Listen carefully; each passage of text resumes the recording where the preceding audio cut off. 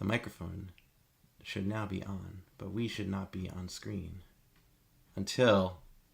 Wait for it. We're now here. Oh, Hi. hi. Hi. Good to see you, Anthony. Welcome. Welcome. Yes, go ahead. Welcome. I'm going to be Chris. Let's just start the show, and you don't need to know who we are, and you can call it. That's now, right. My name is Anthony, and that is Ryan. Hi, and welcome to an episode of Call Aboard! Choo-choo! Right, Call Aboard, because it's a pun, because you call about a board game. It's the board game call-in show. Now, you don't need to use a phone number. You can just go to call-aboard.com. You can't use a phone number. Hyphen included. Where is that? Right here. Yeah. Call-aboard.com. Remember to include the hyphen. It'll redirect you into our green room, our digital green room. And we will bring you in when we bring you in. And tonight's topic is an exciting one. It's our monthly... What's on your board? No, what's on your table? Table. It's what's on your table. What's on your table? Yeah. Right now, a lot of schmutz, but you can't see it on camera. There's a lot of stuff here. It's not too bad. I've actually tidied up, believe it or not. Oh, yeah, that's for my friends in Germany. Who are you going to call? See that. That's awesome. Yeah. Every month we do a call-in, call-aboard show where we talk about what games you played this month. Was it something new? Was it an old classic you revisited? Whatever game was on your mind that stood out to you in August, which I had a lot of games. I don't know if you had a lot of games. I'm usually very, morose about approaching this subject because I feel like I don't play enough games, but I actually did pretty good in August. Okay. Not that I played any more than usual, but I'm excited to talk about some stuff. Oh, and Eddie's in chat saying, Anthony, is that a folded space piece for Sagrada? Good guess. No. But wrong. No. So, I recently put together a bunch of I had a bunch of folded space inserts ready to be assembled, and I recently assembled them all, for all the games that I had. Oh, okay. There were just 3. It's not a lot. Yeah, but that's a But lot. one of them was Aeon's End, which we'll talk about later, likely today on the channel. But yeah, tell me how many games did you play this month? Oh, I have to count. I have my old-fashioned paper here. Let's see. I got digital. 5, 6, 7, 8, 9, 10. Oh my god, you're really counting? 14 plays, 14 games. 14 unique games. Nice. I have 36 unique. But I'm not trying to you probably did nothing online, right? Well, I don't really write those down. Well, I do. Okay. I do. But All right. I would have a few more. in person is 12. Okay. Yeah. Oh. Yeah. All right. That's what I'm saying. I feel better then. Don't feel good. I feel great. Feel good. This is It's all the elbow room that I have because Barrows is in here. That's true. Normally we're here with Barrows, but he's going to be, he is not here right now because he'll be back next week. That's pretty much it.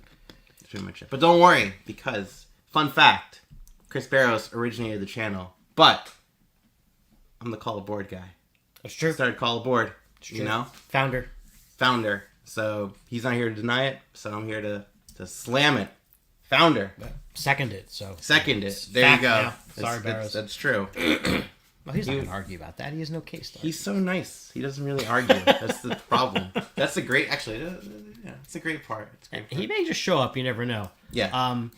I do want to see if Evan is still with us real quick because Evan shouted me out earlier before we went live. You did, and that he's- was around 8 o'clock. He's usually in bed, so It was 8 o'clock. he's probably Oh yeah, he's not around anymore. That was Yeah. an hour ago. Hi Evan. Maybe you'll watch this later. Thanks for stopping by. Yeah. I miss you too, buddy. Aw, that was adorable. All right, let's cut the adorableness Oh, excuse me. and go right to the business. The business. Let's give him the business. All right, who's gonna go first? You go first. All right. Well, I think. You don't go in order, do you? You just kind of skip You around. go wherever the wind takes you. Oh, bromance, yeah. Romance. Yeah, for sure.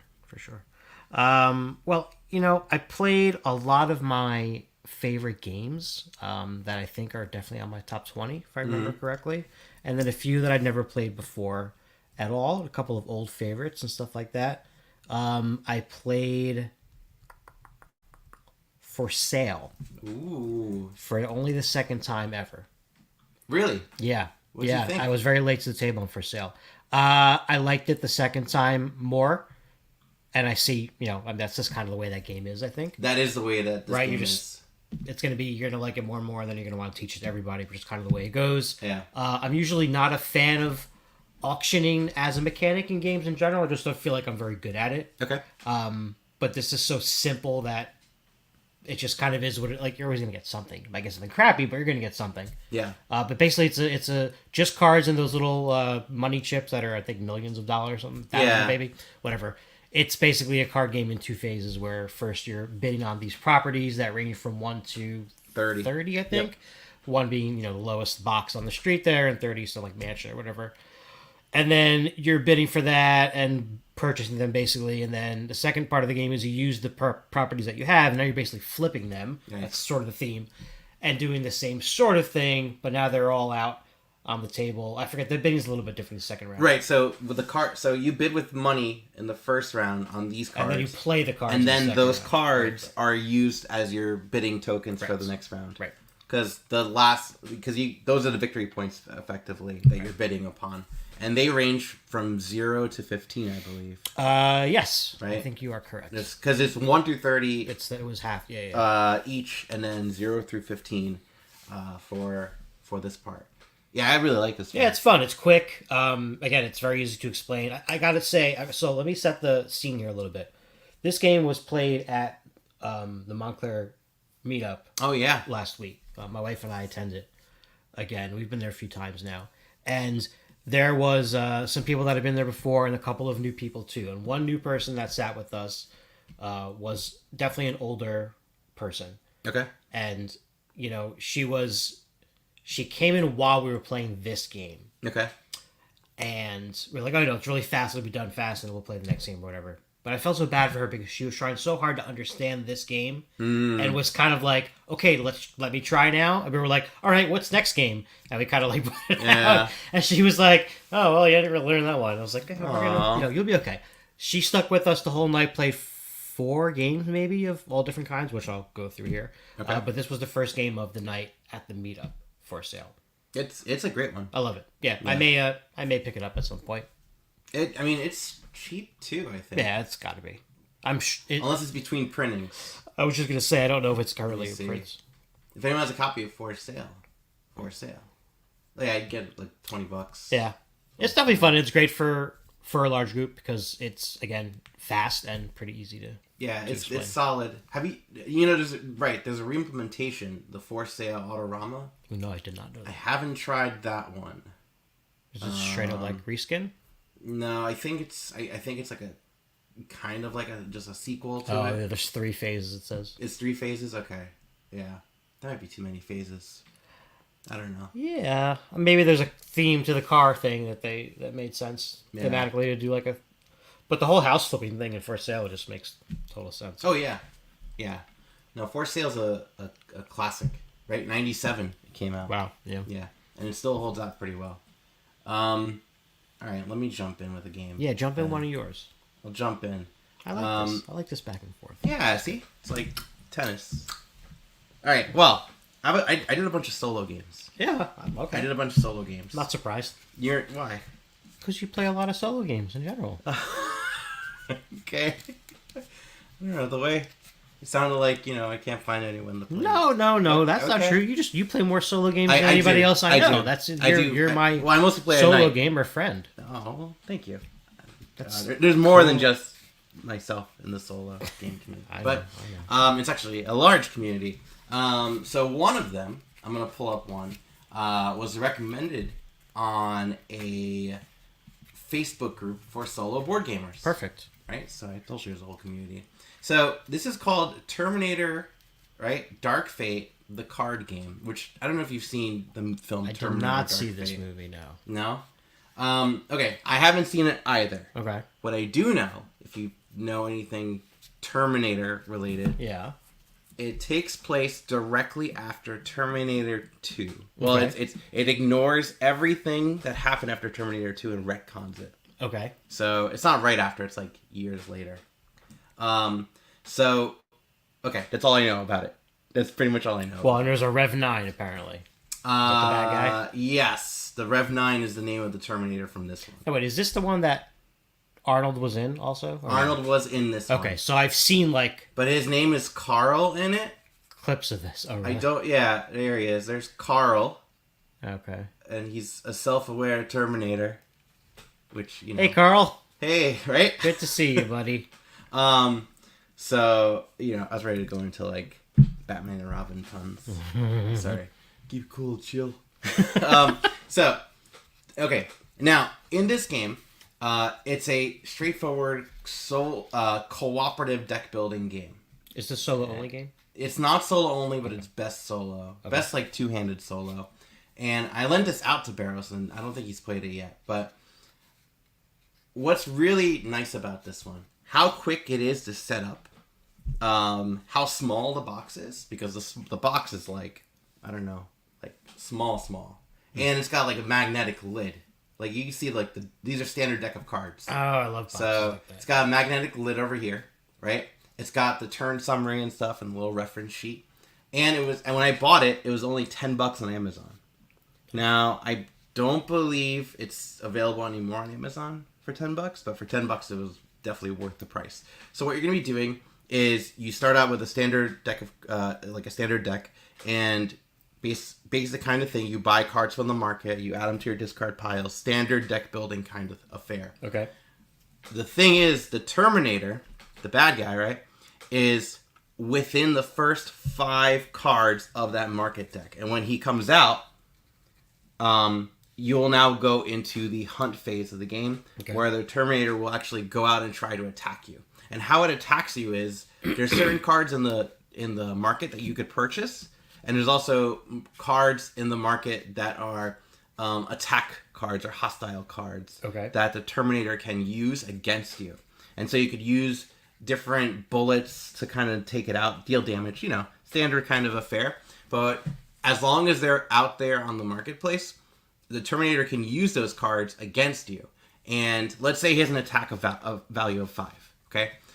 You'll notice this attack card on the bottom right is a value of 2, right? Oh my goodness, ultra zoom in mode. It's a big 2. All right, well, you can see the 2.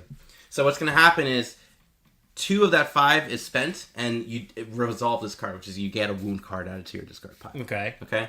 And then 3 attack is remaining. There's no more attack cards in the market, so he just top decks the remaining 3 from the top of the disc of the market deck. And if they are attack cards, he just carries it out regardless of the cost.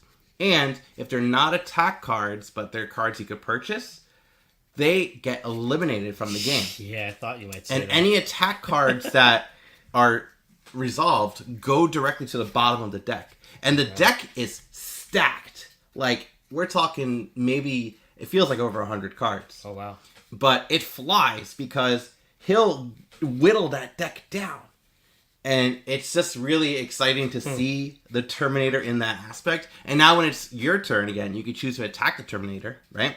And when you attack the Terminator, if there's any damage on the Terminator, you can choose, before he attacks, to flee.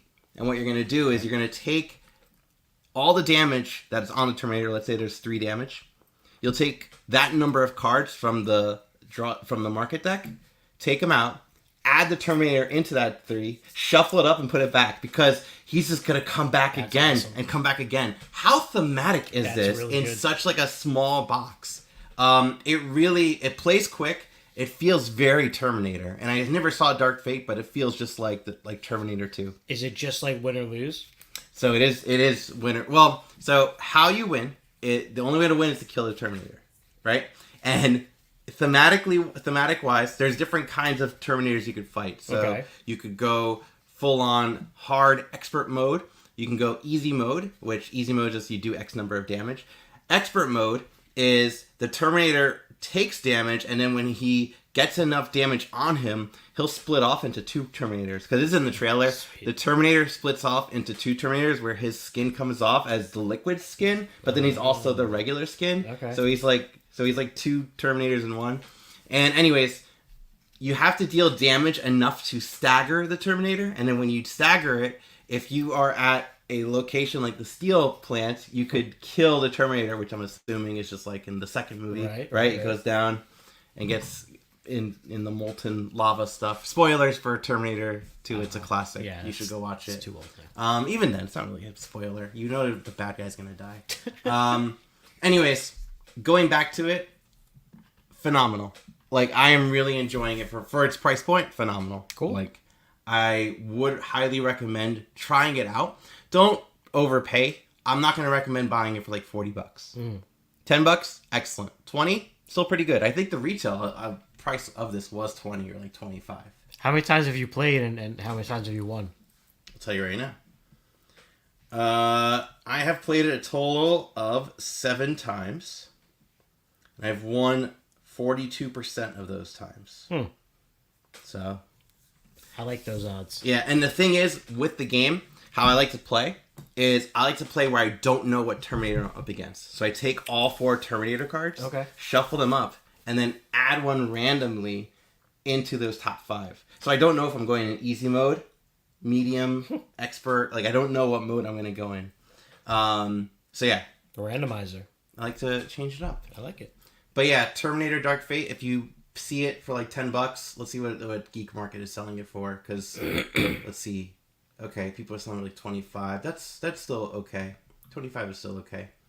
But yeah, at one point, right, look, someone sold it for like $9, $10. That's a great price. So check it out, Terminator Dark Fate. That's all I got for that. Cool. All right, what else? I guess I'll just stick with what we played that night at the meetup. After For Sale, we played Skull. Ooh. Which is another older game at this point, and it was my first time playing this game. Really? Yep. First time playing Skull? First time playing Skull. Okay.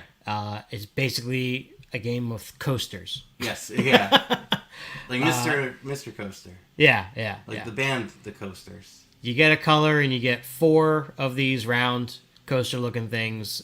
3 of them are going to be flowers, and 1 of them is a skull. Yeah. And then you have a little just board that you're using in front of you. And basically, everyone basically chooses which one to put face down in front of them to begin, right? Mm-hmm. And then one person is like the active player, and it's basically like Name That Tune, where you like kind of bid how many flowers you think you can uncover. Right? Including your own.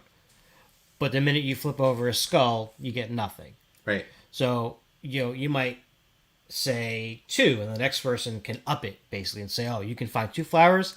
I'm confident I can find 3 flowers. Like Liar's Dice. Yeah. Bit. And so the first round or 2, it's kind of like, all right, whatever. But then, I forget why, at some point you lose... Well, so if you wager and you're wrong, you lose a flower. Right, that's the penalty, right? Yeah. You lose a flower. But at some point, you can actually put a second card or round thing in front of you. Hey, Rachel. And if you know that you have 2 flowers right there, then you can already start, the bidding at 3 or 4, push your luck, or whatever. Yeah. So it's that guessing game, and then it's got this cool, kind of stand-up moments where you're like, all right, well, I'm going to flip over mine because I know it's a flower. And... I kind of deduced after a few rounds that... Well, you have to always start with yours, too. Yeah. That's the thing. But, like, you might be paying enough attention to know that somebody only has flowers left. They got rid of their skull or whatever. And I don't think you can get rid of the skull. Oh, you can't? No. Oh. I don't know what I'm talking about. That was good, though. It's a fun game. Continue. If you play it correctly. No, we played it correctly. I just forget the rules. But it's fun. And the artwork is... It's gorgeous. Really phenomenal. Yeah. This is now a second kind of skin of this game. Or it was like Skull and Roses. You're right. I think it's the older version. I think it's exactly the same thing, as far as I understand. And it's such a small box, too. Yeah. Yeah, this is Skull and Roses right here. Yeah, it looks different. Mm-hmm. Yeah. No, this is a solid one. Another one that was very easy to teach and relatively quickly. You only need, I think, 2... Mitchell loves the artwork. Yeah, it's really, really nice. I love that aesthetic, that Day of the Dead stuff. And this is the original one, too. Yeah, it looks definitely old. But I think, too, like, the werewolves image is the same as the board game, The Werewolves of Miller Hollow. Yes. Right? Yeah. Definitely. I don't know about the middle part, but those 4, like, paws, yeah, for sure. I hate the Eagles, man. That's Big Lebowski. Dude. Yeah, that's a cool one. Yeah, I think you only get first to 2 points. I think wins and the game's over. Is it really for? I I mean, think- maybe it's based off of player count. Oh, I feel like it could be one of those maybe. things. Because I feel like the square thing that you put your coaster on Yeah. is two-sided also, and you flip it over when you get a point. Oh yeah, you're right. And if when you yes. get a second point, I think that's yes, it. you are right. So I actually won this game. You're right. That's another reason why I liked it. Oh It was fun. I was like, you got a flower, psh, and you got a flower. yeah. And you, oh look, and you have flowers over there. You have Gift of Tulips. That's a good game too. Oh, that one. Yeah. Oh, that's cool. It was like custom They made. did a custom once.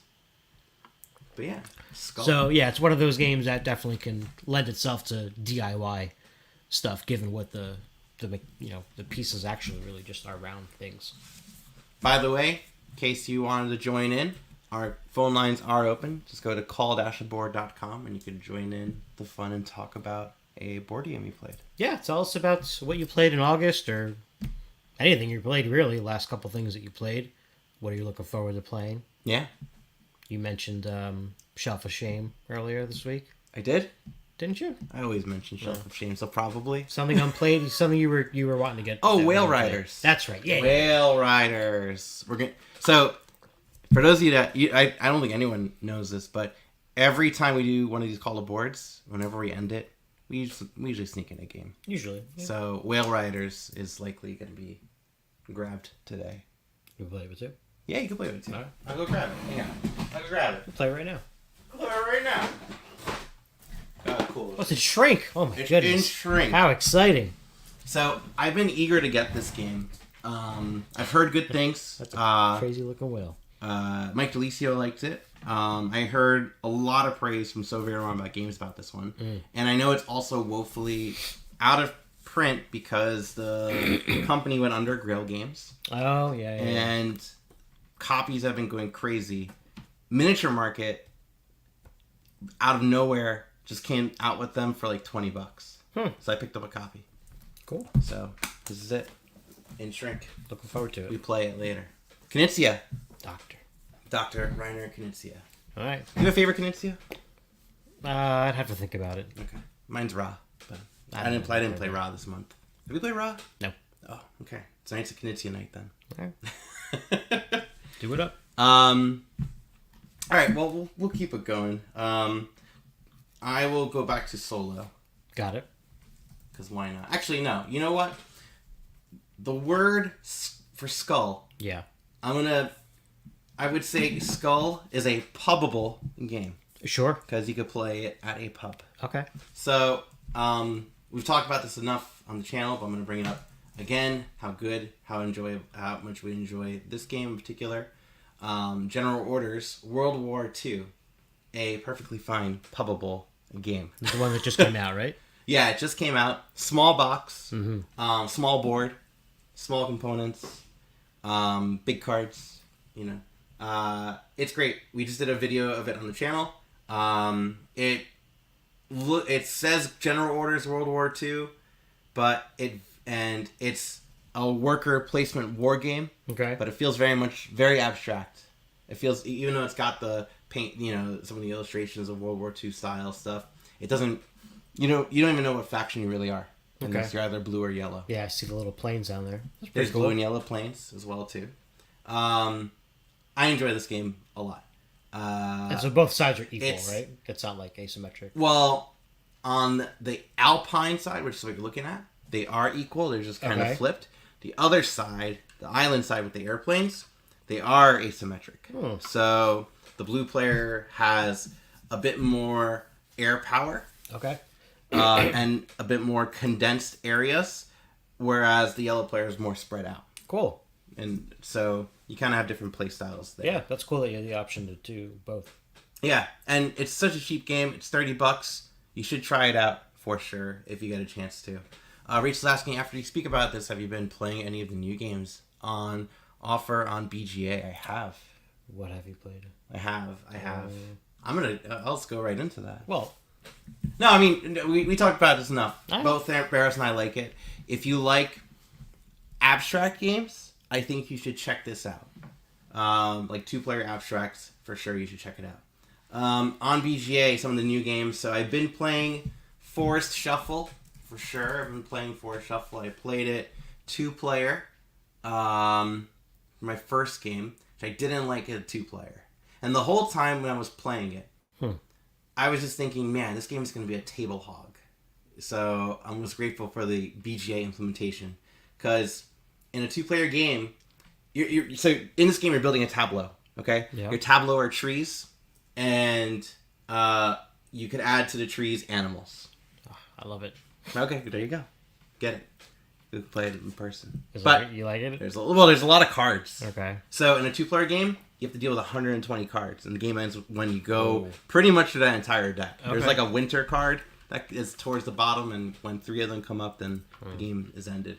And there's also a lot of points, like a lot of point calculation in terms of like, okay, let's take a look at this. Okay, for this tree, the number of trees you have of that tree gives you this number of points. Okay. Add that to, I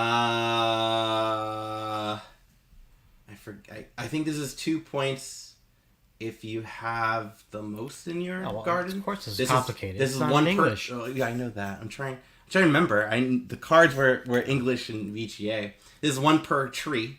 Okay, 1 per tree. Okay, so you have a lot to go with that. But then you also have 10 points per hat. Per thing on the bottom. Yeah, I forget. But I know there's like it's beautiful. It is beautiful. You should try it out for sure. I don't know what the retail price is of this one, but it's a small box game. I can't imagine it being too crazy. Let's find out, shall we? Forest Shuffle retail price is not listed on Lookout site. I don't know. There's a lot of cards though. So try it out. I'm playing it right now at a 4-player count. So I don't know what I like or don't like about. I mean, okay. So Earth. Earth. You know about Earth? The tableau game. I'm aware. Of the game. Yeah, not the planet. Okay. Earth is a tableau builder that has like tons and tons of points, and also there's different things that you can do on other players' turns. I hated Earth. I really didn't like Earth. Okay. The game. Not enough player interaction for you? That's the thing. There's a lot of artificial player interaction. Okay. You know? Because with this game, it feels like there could be player interaction because you're doing things always on other people's turns and based on what they do. Sure. But at the end of the day, it feels like a game that very much plays itself. And so it's not like you're choosing to do stuff. Well, you can choose to do stuff, but the choices can be limited, and you kind of just do the same thing. Rachel also not a huge fan of Earth. But I would recommend, for people that do like Earth, or if you didn't like Earth and want something better in that vibe, I think Forest Shuffle could be that game. Okay. I'm not saying run out and get this game. If you can get it cheap enough, if it's a good price, like if it's $30, I think that's fine. $50, forget it. Nah, I don't pay. I usually don't buy games that are $50. Oh, excuse me. Just... No, but I mean, like, if it goes from MSRP for like $30, I think that's fine. You know, so check it out. Forest Shuffle. That's one of the newer games that came out in BGA that I've been playing. Alright, so you'll teach me this on BGA? I'll teach you. Cool. Barrows and I are in a game right now with Danielle and I think... Oh, and Rich. So you're playing asynchronous, We're playing asynchronous. obviously. Yeah. Alright, well, when that game's over, start another one and let me know.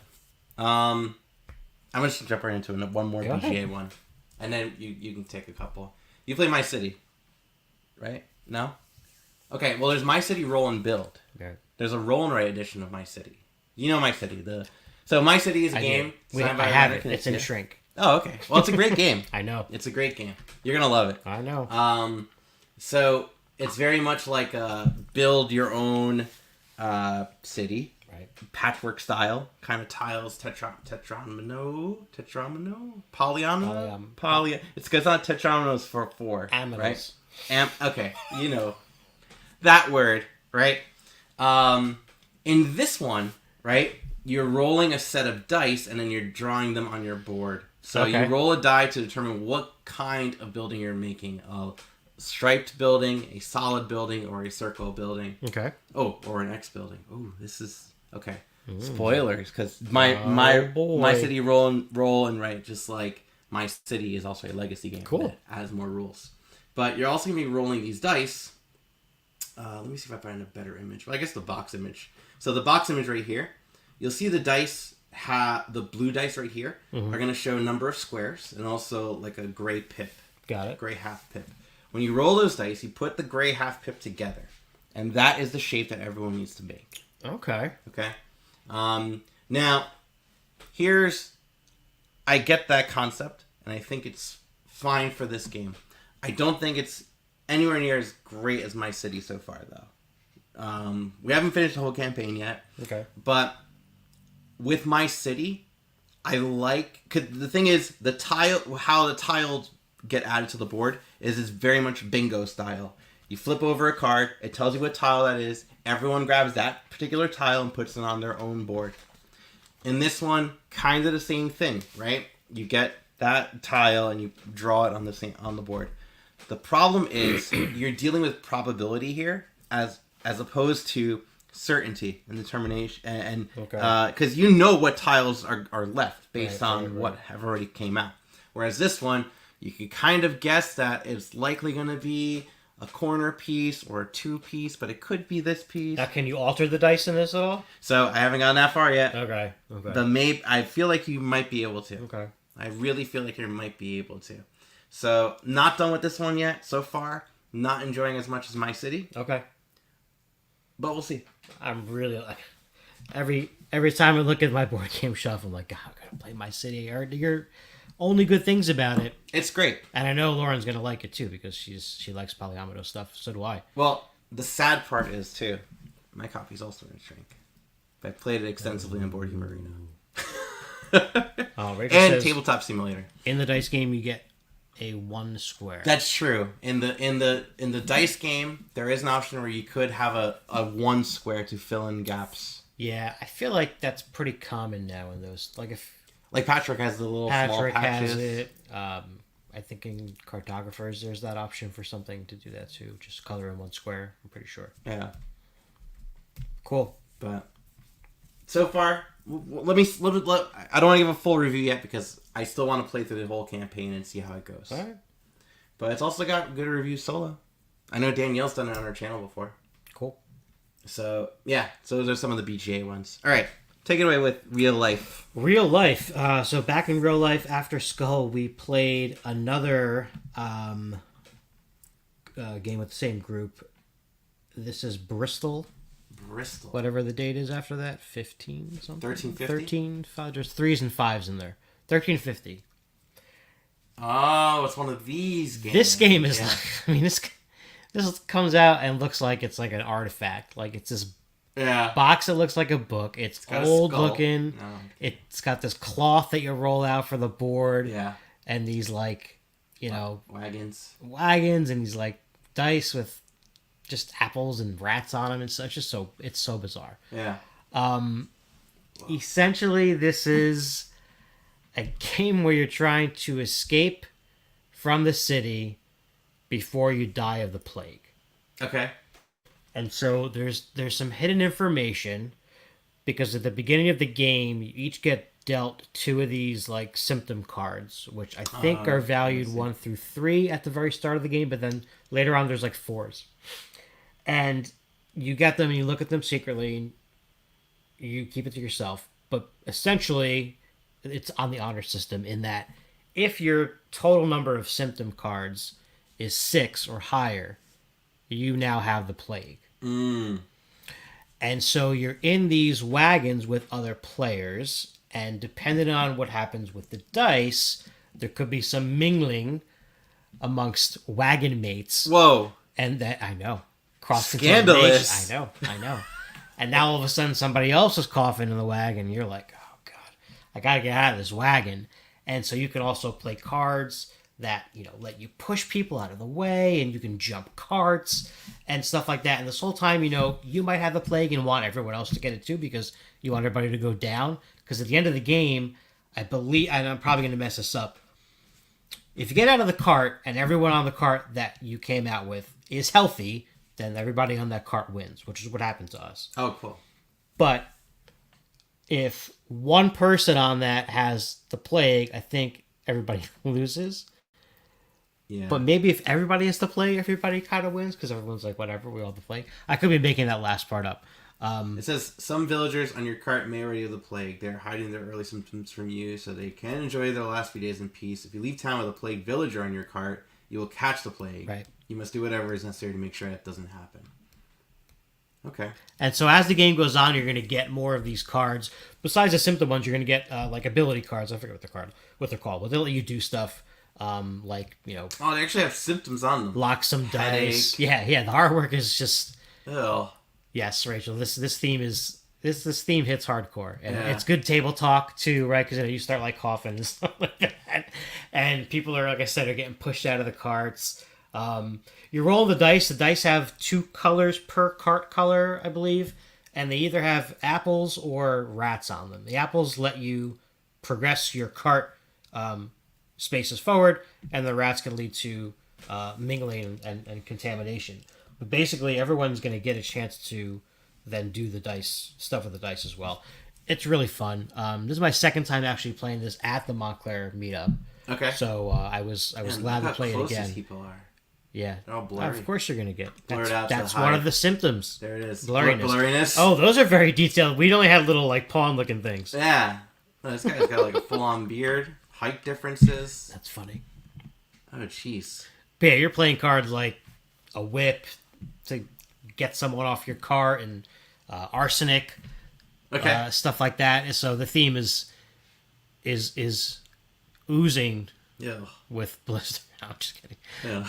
That's Bristol 1350. I'm not dead. Just it's got a very weird look to it. And like I said, the poor woman who played with us these games, she was probably like, "What are you people doing? This is just like." Did it just bizarro." happen chance upon you guys, or did she find out their Facebook?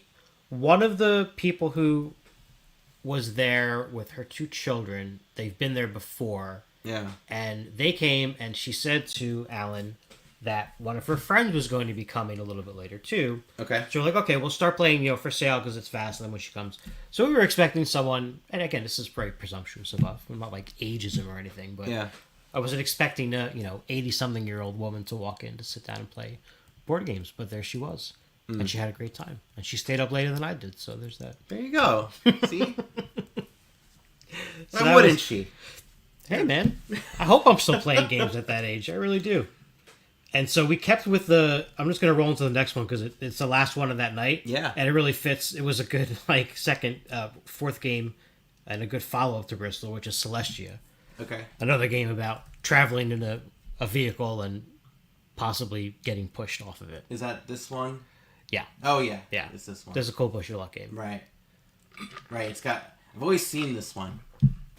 You ever Table play this one? Presence. No, Table Presence is great. Yep, it's fun. Everybody's in this airship thing, and there's values of treasure that you can collect as the farther you go. If you ever played Deep Sea Adventure, the old game, it's similar-ish to that, in that the farther you go, the more lucrative it's going to be. One of that. Oh, I see. Like the first, 25. Yep.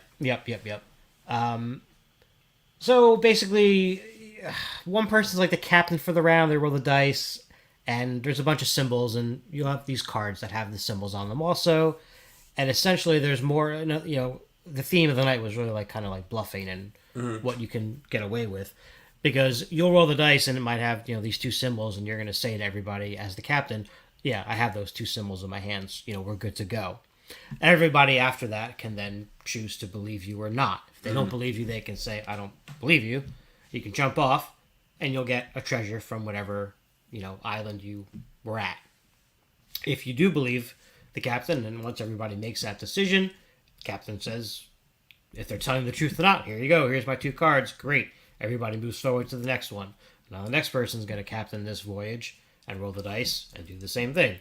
So at some point, obviously you start to, again, you don't have to lie, but you can, because you want to get the better treasure, and you want the least amount of people to be with you so that you're the only person getting that Oh, treasure. because you share it amongst everyone? Not that you share it, but you'll know that, because the values of the treasure are I think the ranges are like on Yeah, there. I see. Right? I see 1, 2, Yeah. 4. So 6, that's like the 9, least. 12. I think that's the least amount of treasure you would get, like the lowest value you would get from that island. I believe, if I'm Okay. remembering correctly. So yeah, it's pretty cool. You know, another quick one, but it was a good one to round off the night. And I've played this one twice now too. I think. So I'm very grateful to the gaming group there. They do meet every 2 weeks. Every other Thursday. Every other Thursday. So next week they're meeting, right? Yeah, they should. Yeah. I don't get to go every time by a long shot. Me either. I only gone once. Yeah, it's a lot of fun though. Yeah. I agree. That's Yeah. Celestia. That wrapped up the night for me, Celestia. So a lot of shared vehicle space and knocking people off of stuff and lying about it. It was a good time. That sounds awesome. Yeah. What's next? Okay. Well, before I do that, like, just a reminder, if you do want to call in, it's call-aboard.com. So, let's see. I can go back solo, but I want to talk about one I just played today Okay. for the first time. Played an older one. So, I'm going to pull up Pyramid of Queen, Uh-huh. but in reality, the version I played was this one, Right. Curse of the Mummy. So this one was gifted to me by a friend of the channel, Squirrel. Cool. Okay. Cool. Because he knows my son likes Indiana Jones, right?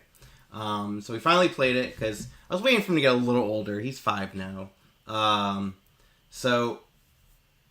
played that today during my lunch break with my mother-in-law and him and I. And I was the mummy. Nice. And in this game, it's very much hide and seek kind of thing, where the mummy player is going to be moving through a maze trying to snatch up the other explorers of this pyramid, right? And these explorers are trying to collect certain artifacts before they get caught.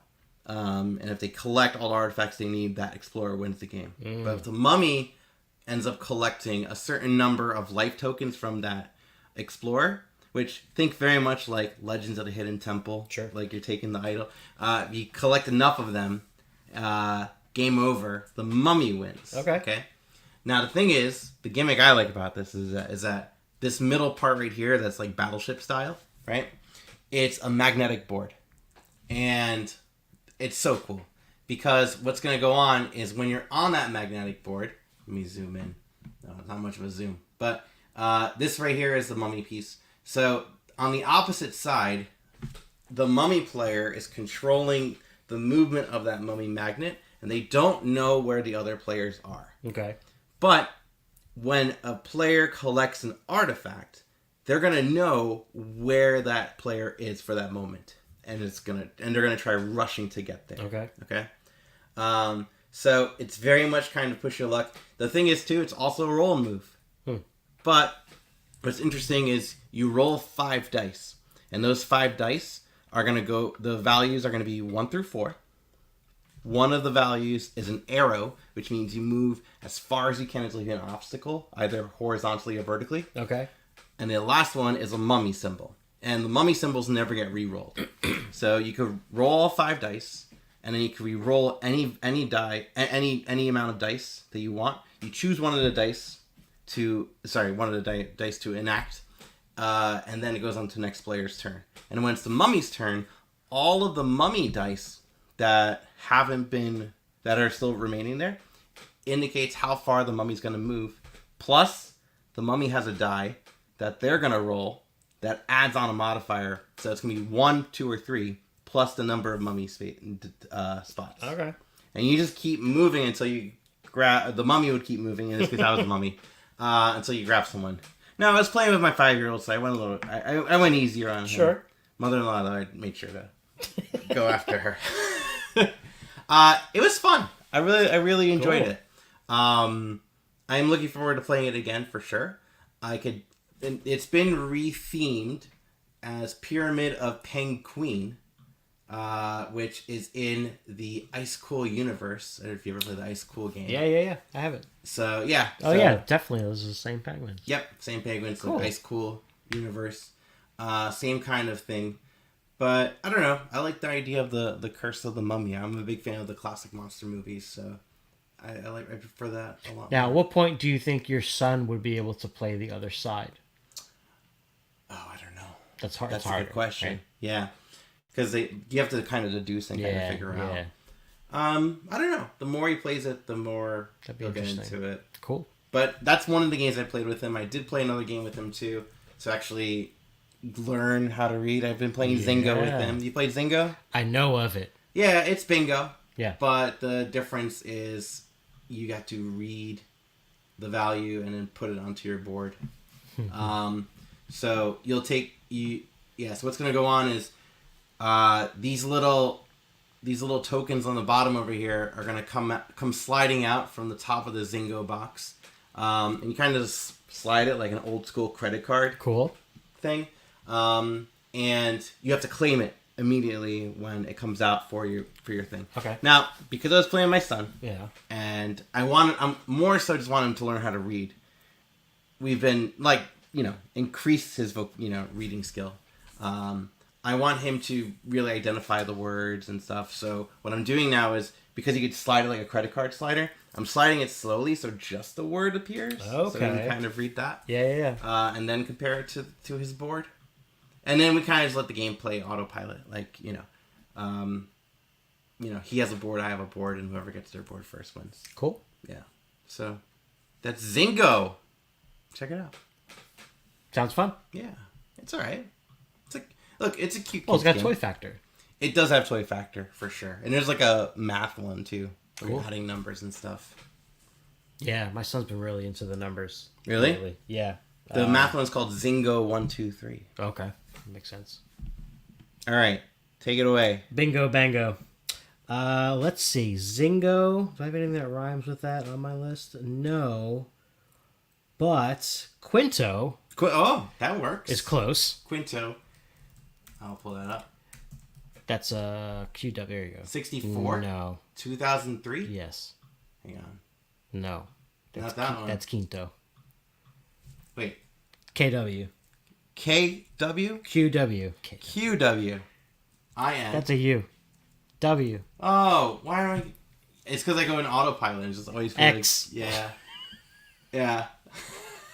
There it is. Oh, I've seen this one. Win. Yeah. In the middle. Yeah. It's like a quick sequel. Yeah, pretty much. Pretty much. I like it a little bit better. There's slightly more strategy to it. So there's only 3 colors.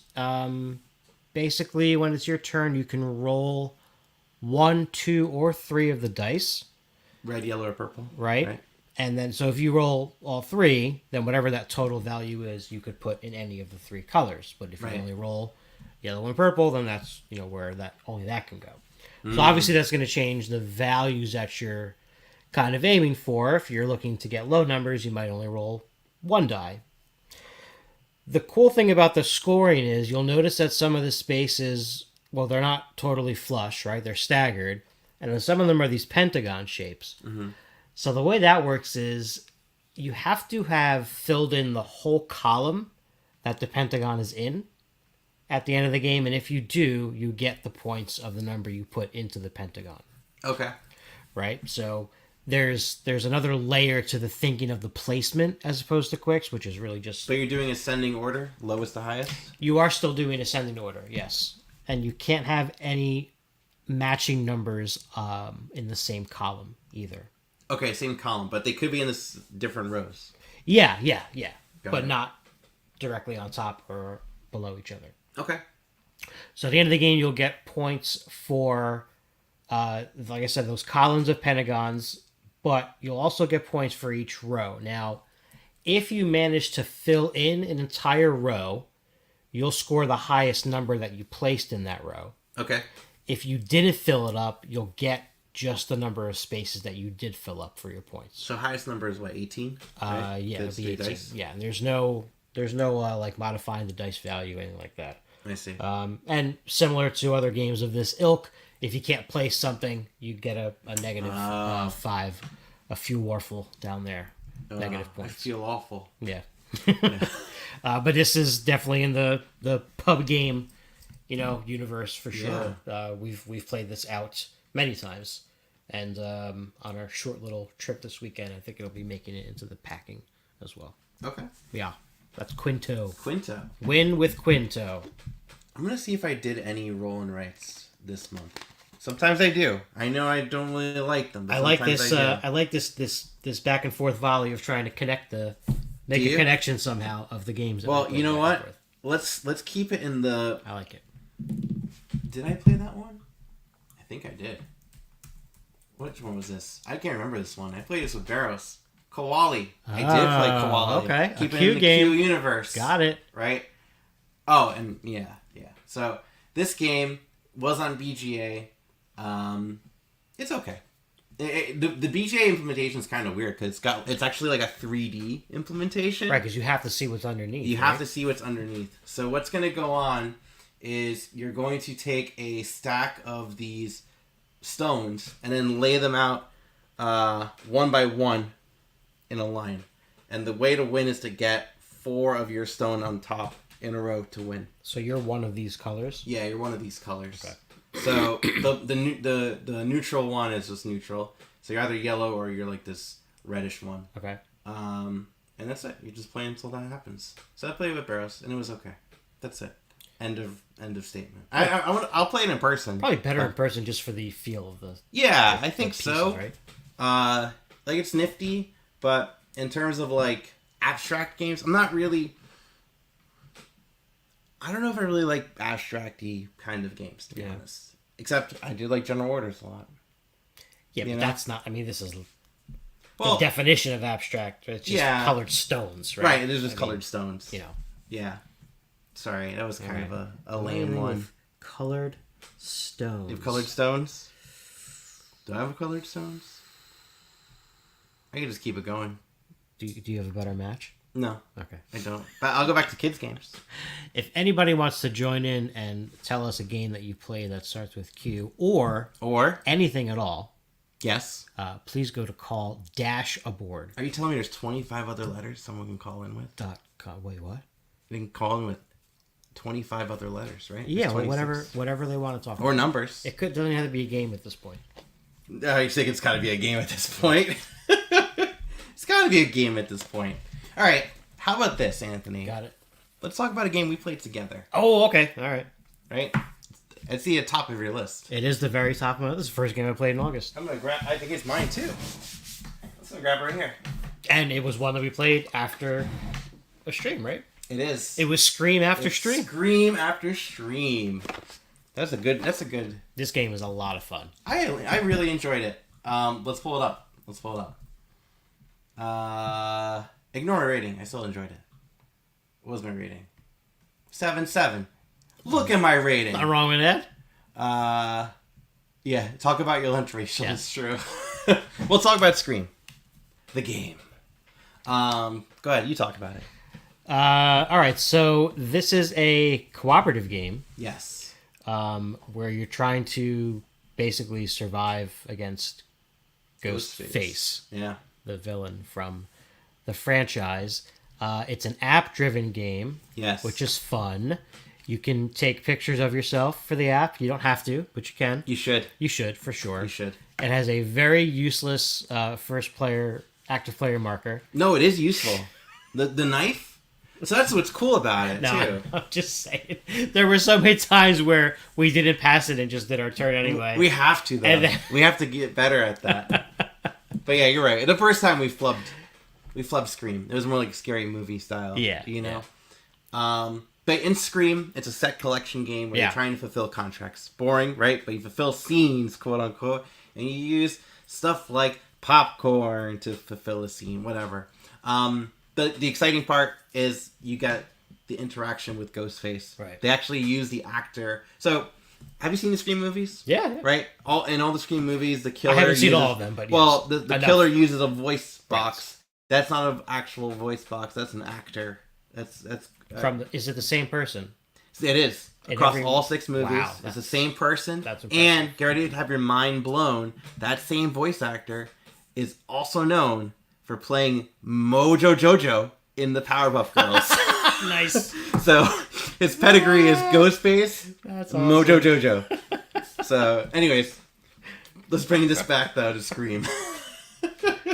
So you're trying to fill contracts. It's a real-time game. Yeah, you're frantically drawing cards and trading cards. And it brought back memories for me way back when I used to play Atmosphere Nightmare. You ever played this game, the VHS game? Mm-hmm. When you have to just, again, set collection, but it's with roll and move. And then there's a guy on a VHS tape and you have to go, yes, my gatekeeper, when he calls in.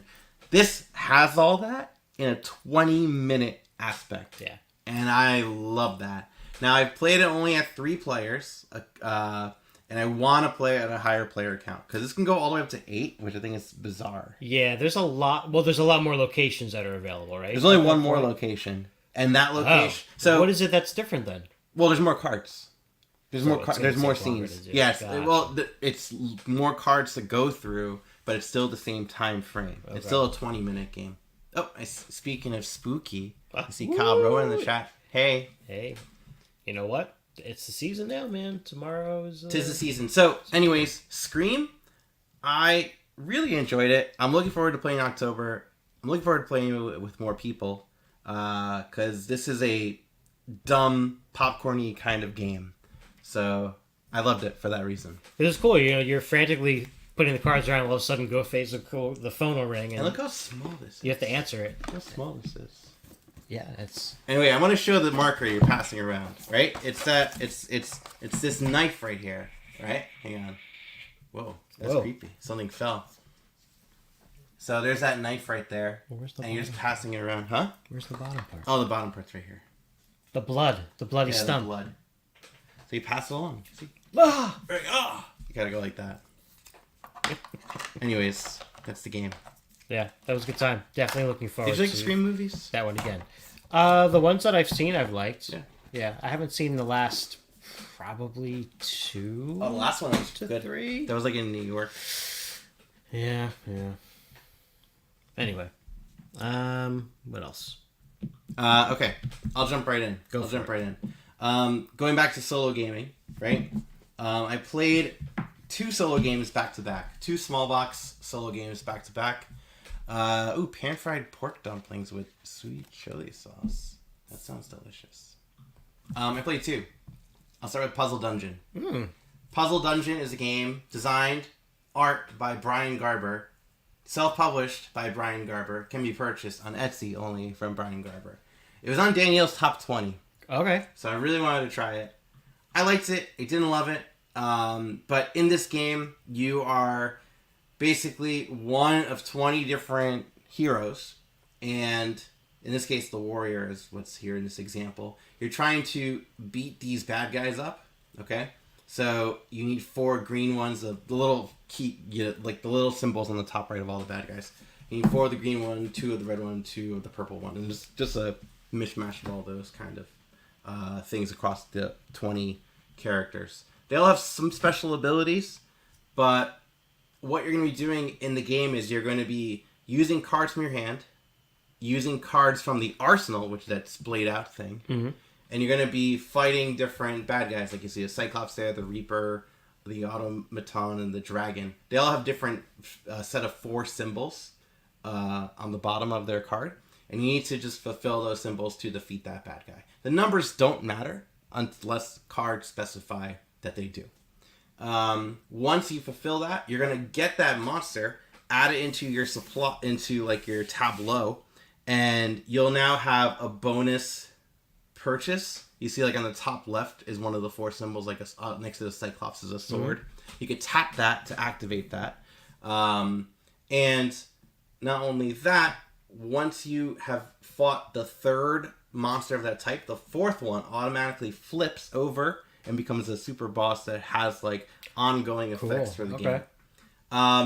And what's nice about this game is the price and the box size. Like it's I think I must have spent like less than $20 for this, and it's like a standard deck of card box. And what's cool is you buy it directly from the publisher, so from the designer himself. And you only can fight the topmost baddies unless something tells you that you can, fight otherwise. The game is going to end once you can't continue on anymore, because once you go through that, so that deck of cards right there, you can choose to add any of the top cards from that deck into that arsenal, that display. And you can only use the topmost card in that arsenal to fight. So whenever you flip over a card, you add it to the arsenal, and if there's ever a point where you can't do any more actions, the game's over. You're done. Okay. And that's it. Cool. Pretty much it.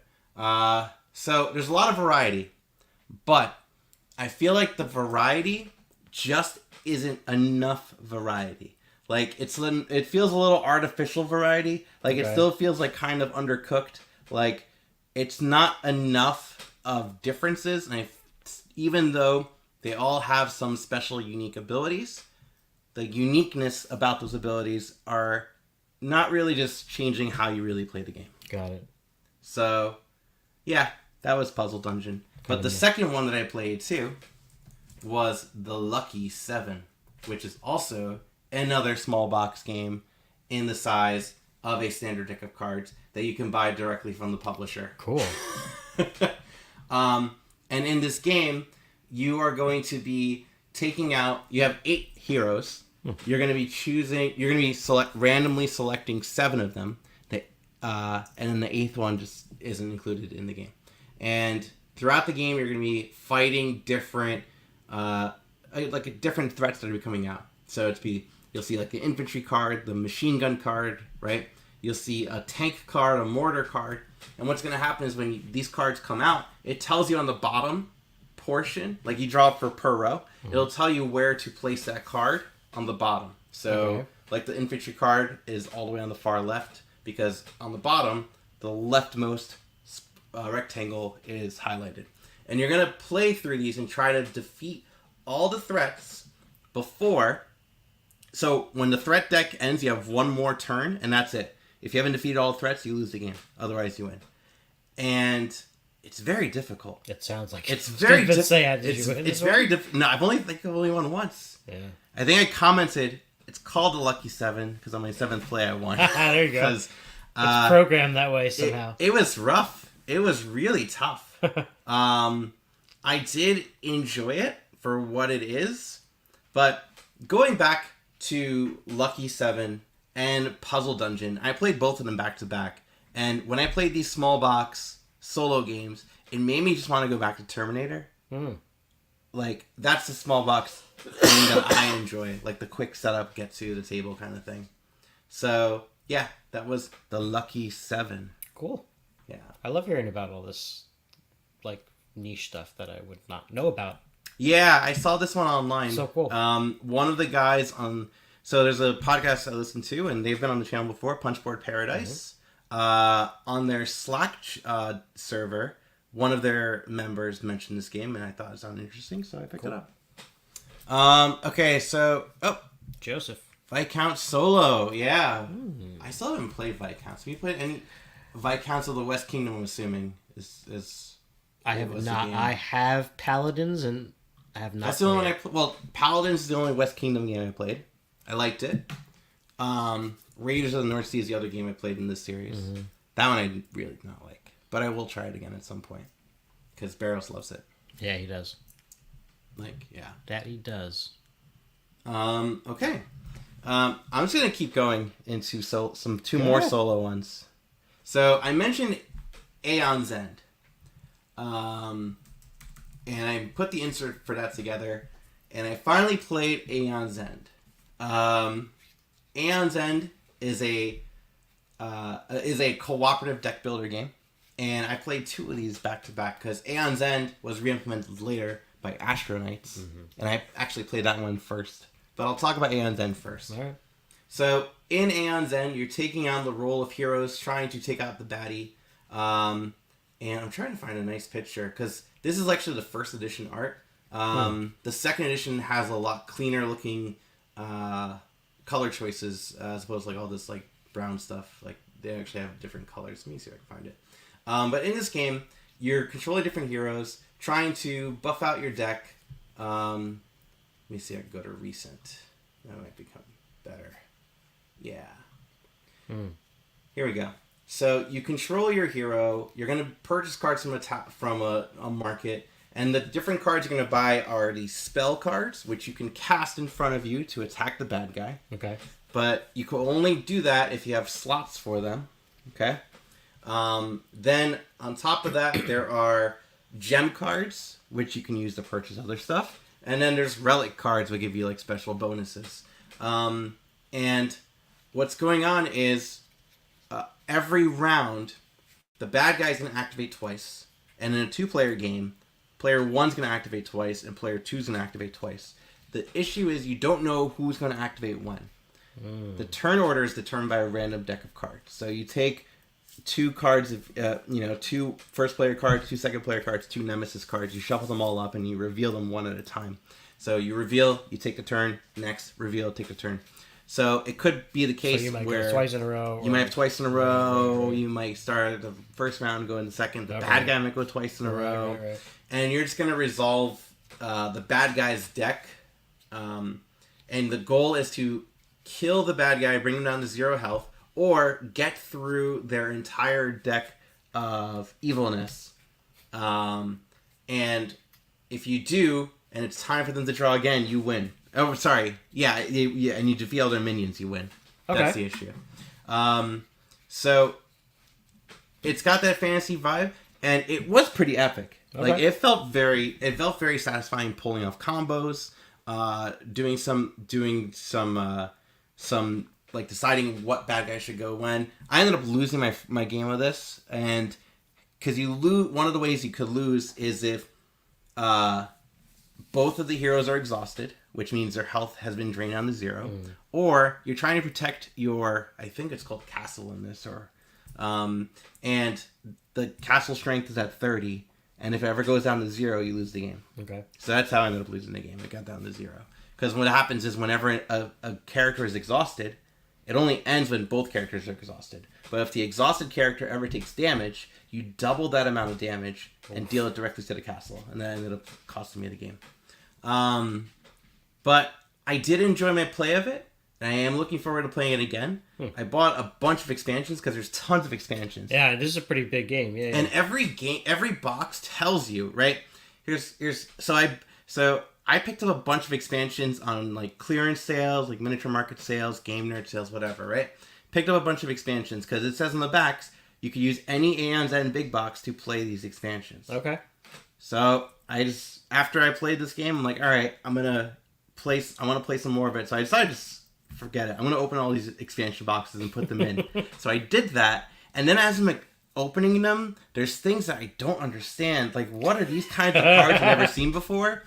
And it's like, oh, well, this makes sense when you get this expansion. And I'm like, oh, well, then clearly, Yeah. And then one of them, the deck is sealed, and it says, do not open until you are instructed to, because it's part of a campaign, which the campaign box is separate, but it didn't say you could play this with just the campaign. Weird.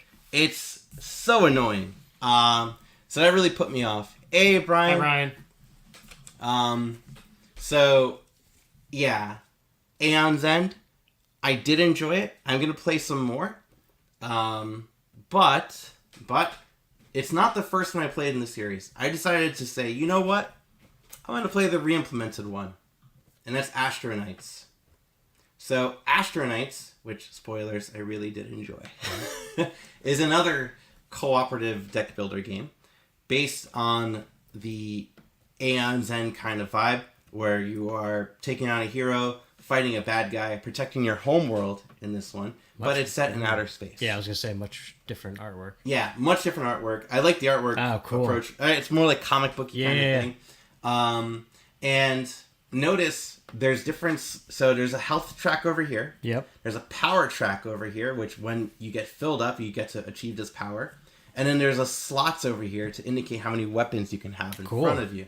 So eventually it'll go up to whatever the max is. Now, this is roughly the same thing as Aeon's End, but it feels a lot cleaner. One of the big things is how these slots work. You just need to spend enough money to just make those slots increase.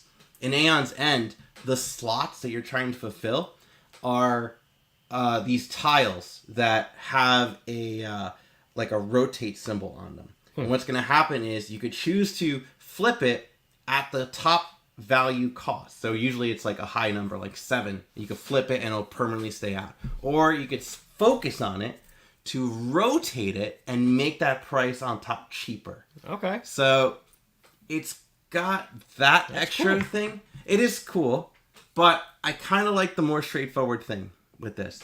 And what I'm liking about Astronite so far is how straightforward it's been. It's got that quick setup, quick get going kind of thing, as opposed to Aeon's End. Is it about the same time, And it's- gameplay time? It says 45 minutes. What'd the other one say? 60 to 90, I think, was Yeah. Aeon's End. I could be wrong. I think it was 60 to 90. Here, let's see. 60. Yeah. But I do think it takes about 45. It could take 60 minutes. But for this one, I definitely am enjoying how much more straightforward this one can be. Okay. The other nuance about both of them is that whenever you purchase cards, normally in a deck builder, you put in your discard pile, you shuffle your discard pile when your draw deck's open, and you draw more. This game, you never shuffle. So whenever you purchase a card, it goes in your discard pile. When your draw deck is depleted, you take your discard pile and just flip it. So it's always going to be in the same way. Always the same way. Interesting. Yeah, you never shuffle. Another thing about Astronites is that in Aeon's End, when that particular boss deck is gone, you could win the game that way. This one you don't. You just reshuffle the boss deck. So it's a bit more like very much fighting the bad guy kind of approach. So I'm going to play both of them some more. Right now, if I had to go with just one, I'm going to just keep Astronites at the moment. Now, there's a new version of Astronites coming out called Astronites Eternity. What? Didn't the game just come out? It just came out, which now there's another one, Astronites Eternity, that has a narrative-driven. And here's the thing. What I like about Astronites is how quick and straight to the point it's getting. Right. And I don't want Astronites to kind of go in the way of like, I open an expansion box later that says it's good for this one, and then it tells me not to open it yet. I don't want it to be in that situation. Stay away from it. So I hope they just make Astronites the very straightforward approach as opposed to the complexity campaign-y kind of thing. I don't want that in my game. All right. So, anyways, Let them know. this is how. All right. Tag it. Hope you're paying 115. attention. Yeah, I'm not paying attention anymore. I zoned out a long time ago. How dare you? How dare you? Just kidding. Going ranting in these games. I thought I was compelling. How dare you? But fun fact: our call-in lines are open in case you do want to call in and talk about a game you have played. You don't have to, by the way, call in. You can also just drop in the chat, and talk about what game you want to play, you've played or want to play. Yep. Call-aboard.com is your way to do that. All right. Take it over, sir. So I played an oldie at this point, but a goodie that does involve fighting some monsters in one part of it. But a lot of it is just placing dice out on a board. This is Kingsburg. Ooh, I've you never played Kingsburg? played No? Kingsburg. I feel like I should. I think you would like it. I really do. Second edition? I have the first edition Okay. with the expansion. To Forge a Realm is the expansion I have, which has five modular parts to it. Okay. That you can choose to include 1, 2, etc. It's my want to play. Oh, there you go. Marked as Bookmark want for to that. Yeah, this is pretty cool. You're basically rolling dice, and then you're going to be taking turns putting these dice out on these spots that all have basically people that you're influencing. And let's look at what Brian said. He talked about Astronauts. Brian said Astronite's still on his shelf of shame. Excited to try it. Anticipate it'll replace Aeon's End for me. Now here's the thing, like I did mention, if I had to go with just one, it's going to be Astronites just because of how quick it is to get to the table, how much punchier it is. It's very much gets the core of Aeon's End without some of the extra bloat. Okay. So I still like Aeon's End. I'm still holding on to Aeon's End for a little bit, and then I'll decide if I want to keep it or toss You it. know what's going to happen, though. It sounds like You're you've gonna already sell made it. up your mind. Yeah, probably. Probably. You're probably right. Go ahead. Anyway, back to Kingsburg. You're going to be placing these dice out on these different people in the kingdom to benefit from whatever it is that they do for you. Okay. Only one person can go on each person, unless you have a thing that kind of breaks that rule. For the Person most part, being the worker? the workers, dice? the spots. Yeah. Okay. And you basically are going to do this throughout a round of the game, which they call a year, has all the seasons. So you're going to be doing this influencing thing in spring, summer, and fall, and then in wintertime you have a monster encounter. Oh, cool. The deck of cards will tell you like the range that the monster is in, so you know kind of where you stand. But that's just one small part of the game. Basically, you're trying to just build as many of your buildings on your board as you can. That's the big way you're going to get your victory points. Okay. So one of the things that the expansion adds is it made the Find that the expansion. grid of buildings bigger Okay. on your player mat. Plus, That's this one, To Forge a Realm. Forge a Realm, yeah. Plus, so the everyone's player board is the same in this Yeah. game, but there's a lot of stuff to build, so you're going to be skipping around a bit. The expansion also has some single like rows that you can just put over the board to make that row unique to you. That's what this is, right? That's what those little ones are. Yeah. But there's a ton of things to build. Like you're not going to build everything. Basically, though, you have to build from left to right on your board, and each building to the right of the previous one is like a better version of that thing. That'll help you do stuff like give you more, battle strength against those monsters when they come in the wintertime, or just give you more victory points, or allow you to do all kinds of stuff. It's standard like collecting resources to buy to build stuff basically, but because it's this dice placement thing, you're not guaranteed to get stuff. And you're trying to achieve the values on the spots, I'm guessing? Yes, so Right. you're gonna roll 3 dice most of the time, and Yeah. you can put all 3 of those dice on one spot if that's the value that you want, or you can split them up and do 2 on someone and 1 on someone else. And then there's a couple of like catch up things where I think if you at the end of a round, if you have the least amount of buildings, you get an extra die to roll for that season or something like that. And this is a pretty big board, but I like the fact that it's big because it has a score tracker around the outside, but it's pretty easy to see the icons on Yeah. the board. I don't remember what the new version of this board looks like. I mean, the artwork is definitely different. I don't know if they increased the size of like the iconography on it or not. Let's take a look. Wait, Wait, that's the second edition. that's second edition. Let's see, I don't like that at all. I like the first one better. Yeah, I kind of like the first one. Right? Well, the icons are bigger. Oh, yeah, they are. Yes. The artwork is The not artwork as much is, fun though. yeah, they're just straight up looking at me. Yeah. I don't like that. But the values are probably all the same. Is Yeah, it a yeah. designer, I'm guessing? Over here in this corner? I don't know. I think so. Maybe. I don't know. He looks out of place from the rest of them. You know?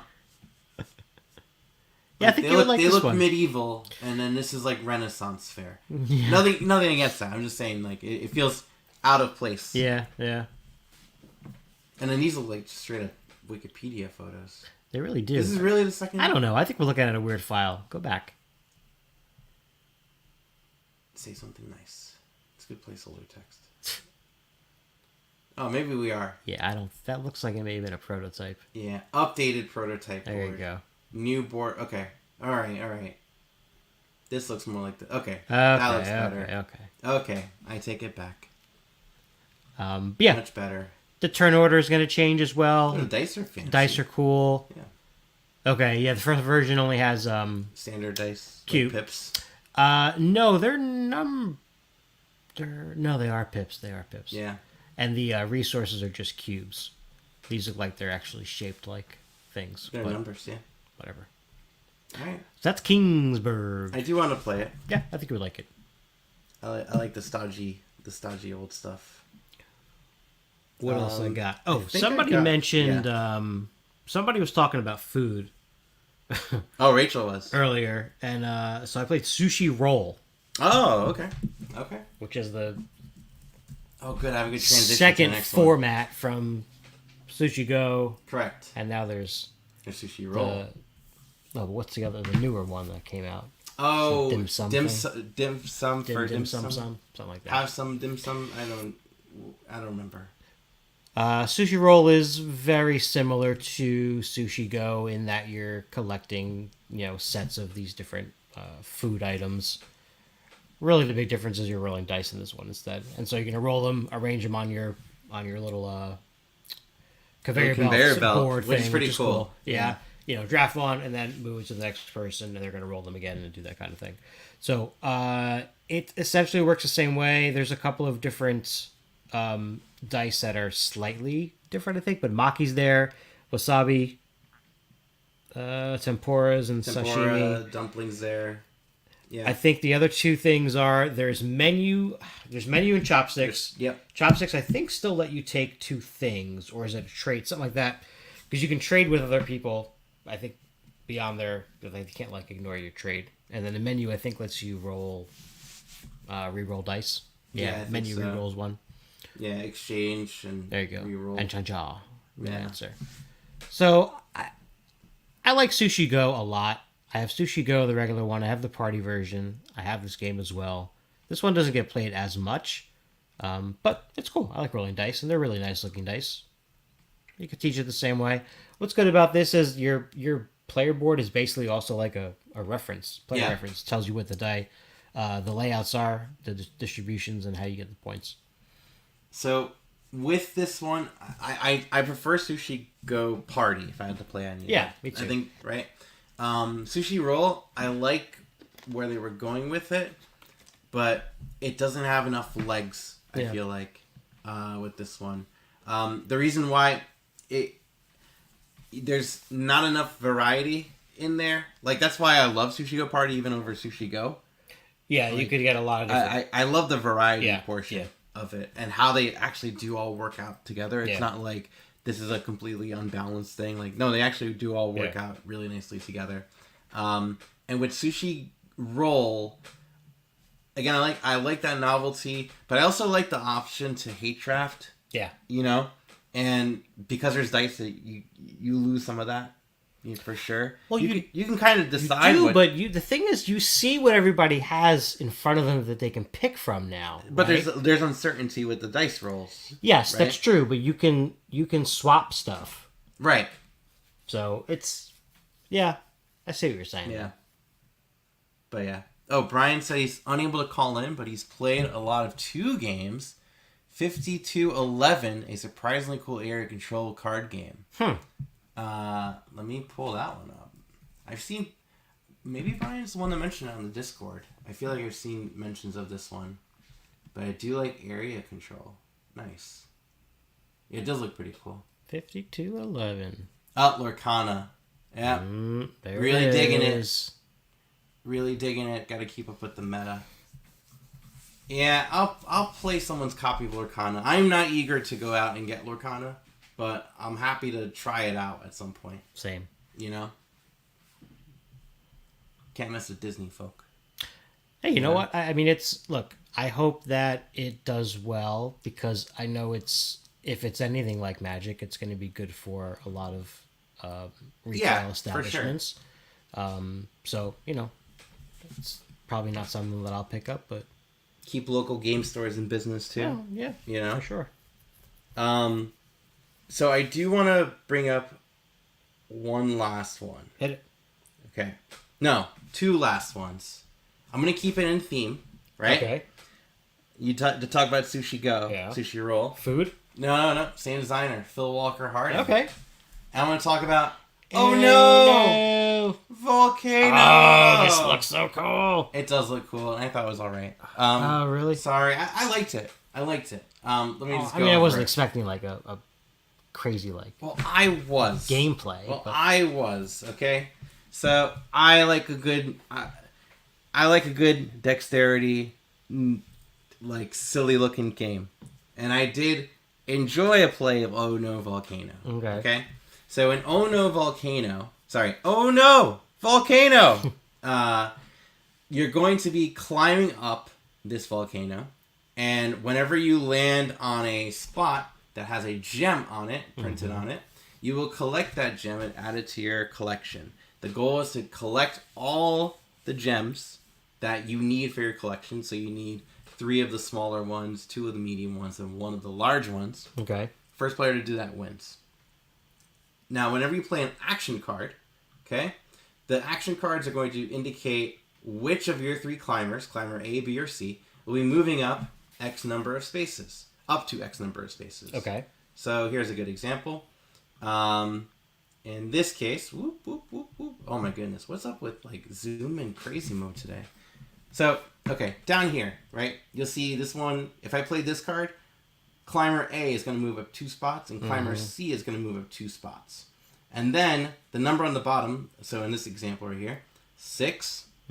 Every turn, once you move, you're going to drop a marble down the volcano. And you have to go in slot 1, 2, 3, 4, 5, 6. Okay? It's very much like a Planko board from, Price is Right. I do know, yes. Right? So once you drop it in, any pieces that get hit, even if they're your own, are going to go back to that player's collection, and they will get a gear card, which is kind of like a catch-up card. Okay. Okay? Because on your turn, you're either playing a card from your hand or from the gear cards, which are usually better than what's in your hand. And that's pretty much the game. You're just going to keep doing that until one player succeeds, and then that player is the victor. So, I like the novelty a lot. Did it work the way it was supposed to? So, it did work, but there were a lot of nuances that needed to be remembered. And the thing about this game, it's such an appealing toy for kids, right? And my son was excited to see this giant monstrosity, right, to play. There's a lot of edge cases though that you need to take into consideration with, in particular, these mountaintop tiles. So these mountaintop tiles, sometimes you can move them around. Okay. To cover you up, right? You protect you from the volcano.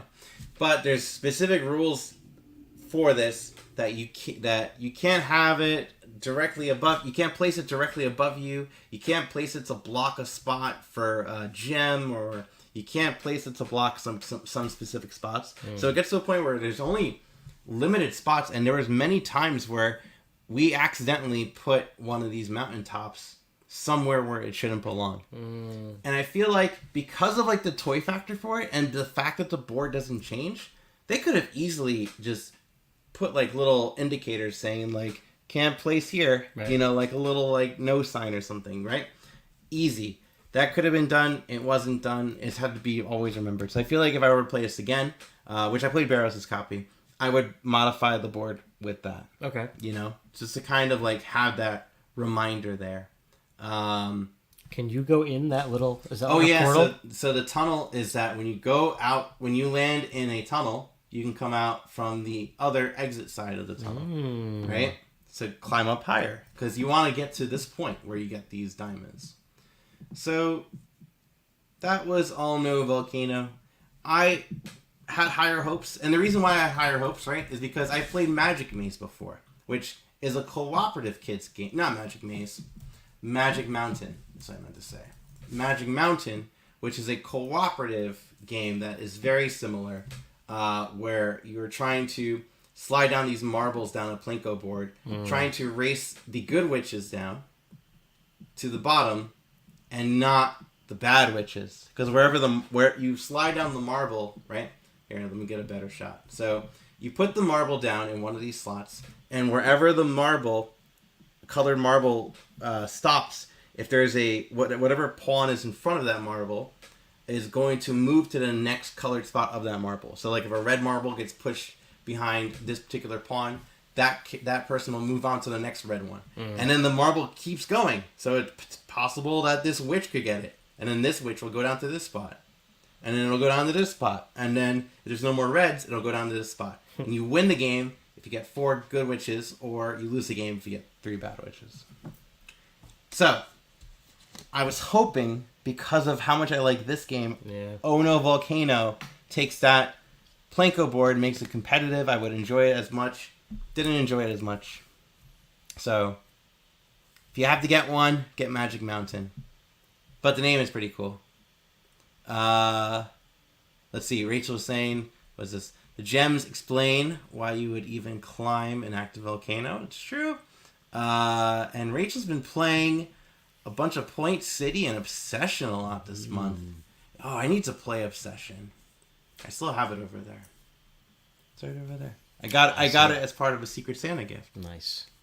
Point City on my potential game of the year list. Ooh. Wow. Wow. Put that on the Kickstarter page, right? There you Point go. City. Anyways, we do have a caller. I see. We do have a caller. We're gonna bring him in, and I know he was eager to call because he said so on our Discord. Did you know that? I'm gonna bring him in 3, 2, 1. Hey. Oh, hang on. wait. Why can't I hear you? I hear you. Are you muted? I am on mute. There it is. There you Okay, go. I was on mute. I guess. Howdy. Good evening. Sorry it took a while. I actually have my parents are visiting for the weekend from Oh, Michigan. cool. Yeah. My father and stepmother. Yeah, they're from Michigan to hang out with our kiddo and have Aw. some good times this weekend for Labor Day weekend. So Oh, that's Um, true. Yep. yeah, so gonna enjoy like a good 4-day weekend with them. Nice. And yeah, they just left, so I remembered that this was a call aboard, and I thought I would call in. Darn tootin'. Well, welcome. Well, thank you very much. I saw that you guys already talked about Aeon Zen and Astronites, and I'll go back and listen to your full thoughts on that later. I know it's generally good. No, yeah. Summary, I liked both. If I had to keep one, it'd be Astronites. Okay. And I hate how big Aeon's End expansions are and how there's like basically a tree of expansions I need to follow, which is super annoying and kind of makes me want to get rid of all of my Aeon's End. Well, I mean, a good idea. So I've played most of them. So I've played Aeons and the regular ones, which is second edition. I don't know which one do you have specifically? Second edition. I figured that's what it was based on the pictures. But Yeah. I have Aeons and War Eternal, and I also have had Aeons and New Age. Yeah. I've played all of them. I haven't played all the expansions with all of them. I've played quite a few expansions with the second edition and War Eternal. Yeah. I didn't necessarily care for what New Age was doing, so I just didn't bother with expansions for that. And no, I did not play the legacy of it either. But they Yeah. also have another one called, I think, Outcasts. I think it is. I'm not 100% sure. Either way, after playing all of them, slightly different play styles and things for all of them. But out of all of them, I chose Aeons and War Eternal as my favorite. And believe it or not, I think that's the one that's more closely resembled to Astronites. Sure. In my opinion. So both of them are really, really, really good to me. So I kept both. Yeah. Nice. But yeah, I'm here to talk about what's been on my table this And past you got month. double squirrel exclamations. Yeah. Squirrel. Squirrel. Squirrel. Speaking of Magic Mountain, it's right here. It's so good. It really is good. But I had 2 games that, if I have time to, You got I'd time. like to I'll let talk you do about. 2. All right. Thank you very much. I appreciate that. I hope you guys have had a good night so far. Yeah. We'll let you do 2. Are you going to do any more before we go to the news? No, we should just jump into the news. Then. Okay, we're going to do 2 Okay. with you. Then we're going to jump into the news. And then we're going to sign off and do some Whale Riders off stream. Sounds good. So I haven't played a ton in the past month, mostly because I've been working on a sale. Like most of the things that are not on my big shelf are actually on a sale. I have like 180 item sale going on right now, so I haven't really been playing much. My table is full of boxes. You can't see it; it's off screen. Okay. But as far as what I have been playing, it's been at the bar that I've gone to, and the first one I'd like to talk about is Great Western Trail, New Zealand. Ooh. Yeah. I saw you post that on the Discord. Yes. Immediately in half of the first play that we've done, I've already deemed it as my favorite Great Western Trail. I've heard that sentiment about this one. Yes. So this one has like all of the elements from the other Great Western Trails that I like. So It's got from hats. it just have Good. the hats. Continue. But it has kind of a rails to the north aspect with the shipping via the seas, which is a separate board that's toward the top of the I'm gonna main find a board. You can better kind of picture see of a it. tiny bit of it up there. There you go. Here's a better picture. Argentina also had a way to suppress the need to in the original Great Western Trail, the big thing was to be a builder. That's the strategy that people kind of go with. A, because they clog the board for everyone other than you, and B, because they're a great source of money. In this Great Western Trail, they have separated it kind of like Argentina did, where there's a fourth worker mostly focused on getting you money. So the buildings in the new Great Western Trail New Zealand, some of them give you money, but it's based on how many of a fourth person that you have. They are the shearers or cattle shearers, the sheep shearers. They give you money based on that. But it is a great combination of other things. They also, instead of any kind of like deck destruction, which was kind of barely used in the original game, instead they just gave you what are known as deck building cards, which are just a set of cards off to the side. And whenever you do a certain event or a certain thing, those are them right there. If you notice on the top left-hand side, there is the play, and on the top right-hand side, there is the draw. So these are just cards that you play them to get an effect, and then you draw a new card to replace it. The one downside I would say is that causes downtime during turns that are not yours to be a little bit longer. Okay. Because once you play a card and you draw a new card, you just keep on doing that cycle, and it actually takes a while to look at your cards and realize what else you want to do. But aside from that, there's also 10 different powerful cards, where in each game you only use 4 of them. Like, so you randomize it and you use 4 of them. And they're also kind of deck building cards that have special powers as well. By far, this is one of my favorites. I played it twice so far. I'm holding on to a copy for a buddy of mine who was supposed to pick it up this past Monday, but he did not show up. So as soon as I clear this table, I'm thinking about trying it out again and just trying a different strategy, because all the strategies so far seem quite balanced. And yeah, it's definitely one of the best Great Western Trails that I've played. And I still keep on calling them cows, even though I'm staring at the card and it's a sheep. Well, Rachel's saying that, they have kangaroo heads too. Oh, I don't know about I think that. that just might be like Australian smack about New Zealand. Oh, right. I imagine for Australians, New Zealand's like their Canada. They're rivals. No offense, any Canadians that are watching, please. or New Zealanders, maybe. But yeah, Great Western Trail New Zealand. If you haven't tried it and you enjoy any of the other Great Western Trails, definitely give this a shot and see if that changes your mind as to which one. But this is the greatest of Western trails. It is the greatest Western Trail. Yes, okay. I think. What about in comparison to Argentina? So Argentina. How would you rank all 3? Argentina's last for me. That's Okay. specifically me. Argentina just has a weird. I called it an assembly line kind of way to ship things out, because I don't know if you've played it before. No. Okay. I've only done the original Great Western Trail. In the original Great Western Trail, when you ship, you literally just put a pawn on a number based on the difference in cows that you have, and you get money and you get points at the end.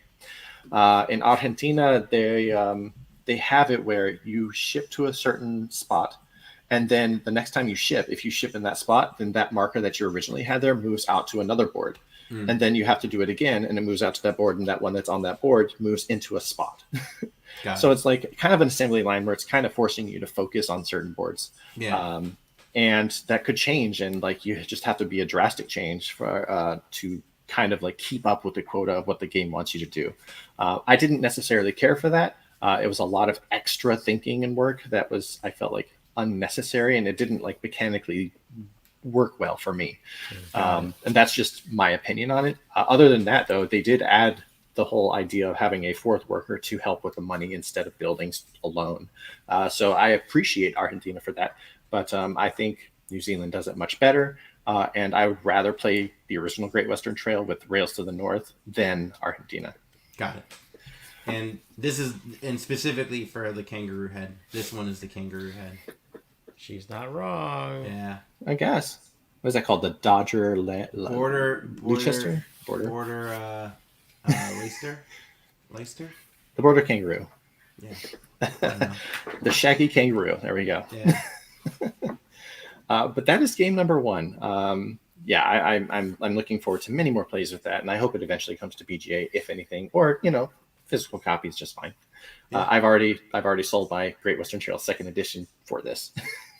I was just gonna assume that you probably did, right? Yeah. Yeah, I mean, all three of the games are similar enough where I only prefer or need just one, and this one Yeah. takes the cake. Yep.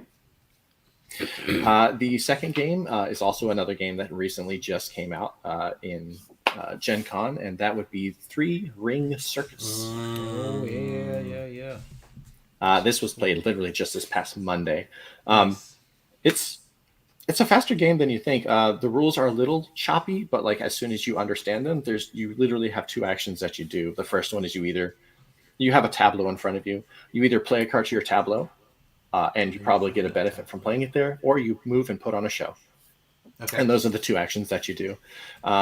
So you are building up a circus, and you're trying to beat actual P.T. Barnum and Bailey Circus, which is going around the board when they make it back to New York City. So they start in New York, they go around all the way. I think the furthest west is, I want to say like Indianapolis. Here, Yeah. I think it's Indianapolis or maybe even further west. I'm not 100% sure, but they wrap around the board and then they come back to New York. Every time they move, they skip over any place that you've already performed, which is where your tent is.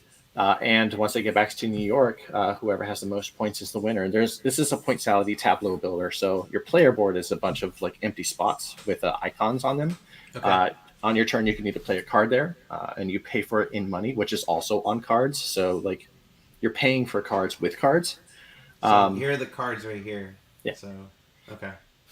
None of them are the money cards.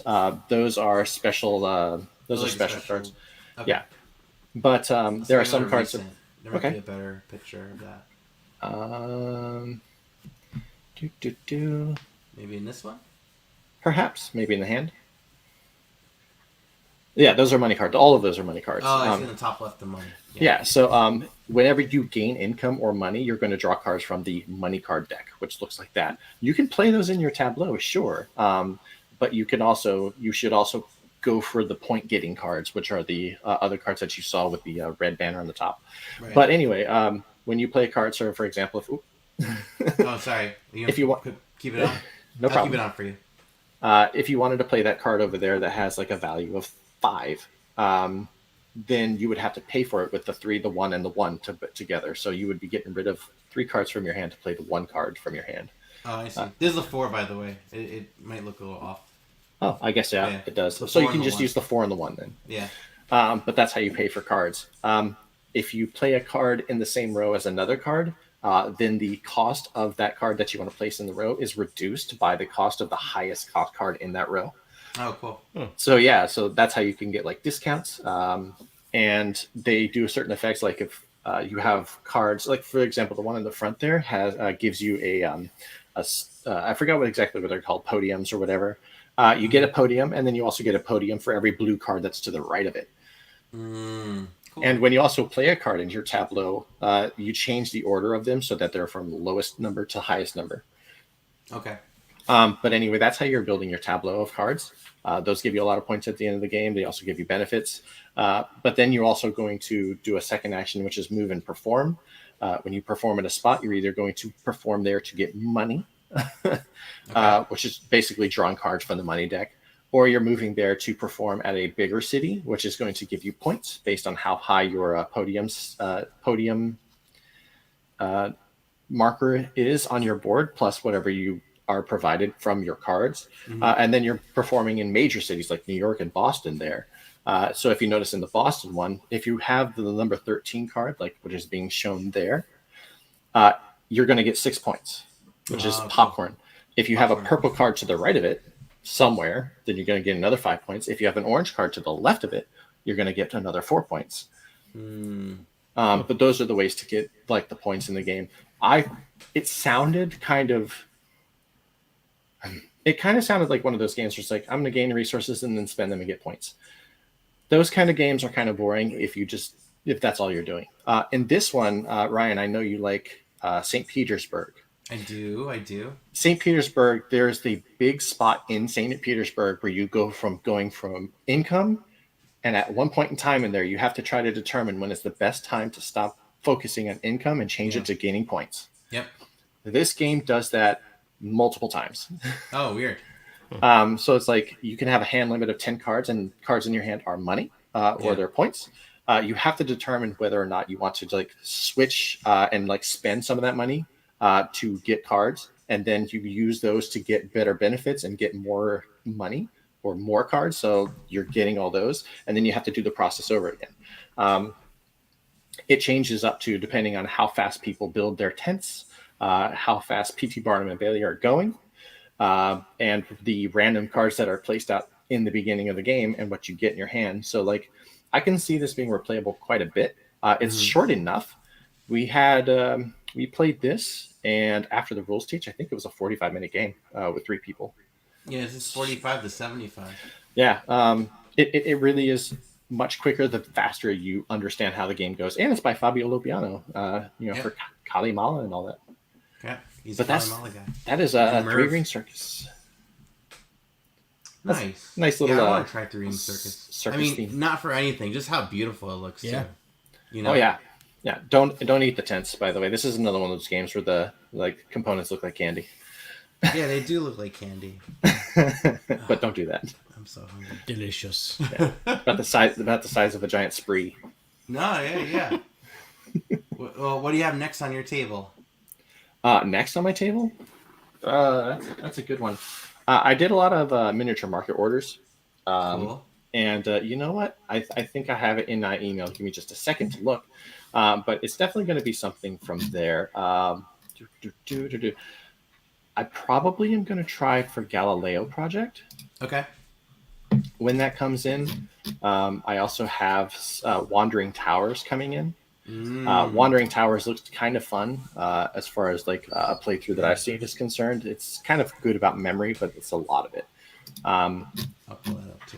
Yeah, Scram is going to be fun. I think I talked about that before. But yeah, those are whatever comes to the table next, I suppose. Right. It's not Scram, by the way. Scram! It is Scram with an exclamation point. Yeah, that's going to be fun. I'll probably have to only be able to play that with the group. Yeah, last time we talked about this, it should have been the Oscar the Grouch game. Right. That's right. Remember? I remember you hearing about Yep. that. Yeah. Yep. But that's what's coming next. All right, man. Cool. Well, thanks for calling in. Yeah. What's up for Level Up board game podcast? We just had a level back episode, which means we go back in time to talk about a game from at least 4 years ago. And our topic game at that time was, I think it was Barrage. Barge. Barrage. People pronounce it as barrage. Oh. Yeah, but it's Barrage. but I found out that it's actually supposed to be pronounced barrage because you're barring water from coming in. And that's what No those way. things do. Everyone calls that Barrage. Now, barrage apparently is when like a bunch of artillery or missiles or something like that come at you at one time. Yeah, everyone calls it barrage, but yeah, we call it. We talk about it as barrage. I am not calling it that. Oh, you don't have to. No way. Okay, that was our look back. Actually, the episode was about Ultimate Railroads or Russian Railroads, but yeah. Oh, cool. But yeah, I'm looking forward to the expansion. Me too. Kickstarter That's this soon. month, isn't? No, sorry, next month. Yeah, it's next month. Tomorrow. Not That tomorrow. is tomorrow. But next month is tomorrow. I hope it's tomorrow. That'd be great. But No, it's not. It's usually a Tuesday, right? yeah, Yeah. I know this one. I know Vagrant Song's next expansion is next month too. nice. It's not good for wallet. It's not nice. Gotta space it out. You know. I mean, what do you think the sale is about? Yeah. I gotta get ready for all these new games coming in. I guess so. It's true. All right, Squirrel. Well, thank you, gentlemen. Have a great night, and I'm looking forward to your guys doing the reviews next, right? Oh yeah, news. News. I will stick around and listen to it. All right, later. All right, good night. Adios. All right, cool. That was fun. This just in from 1 month ago.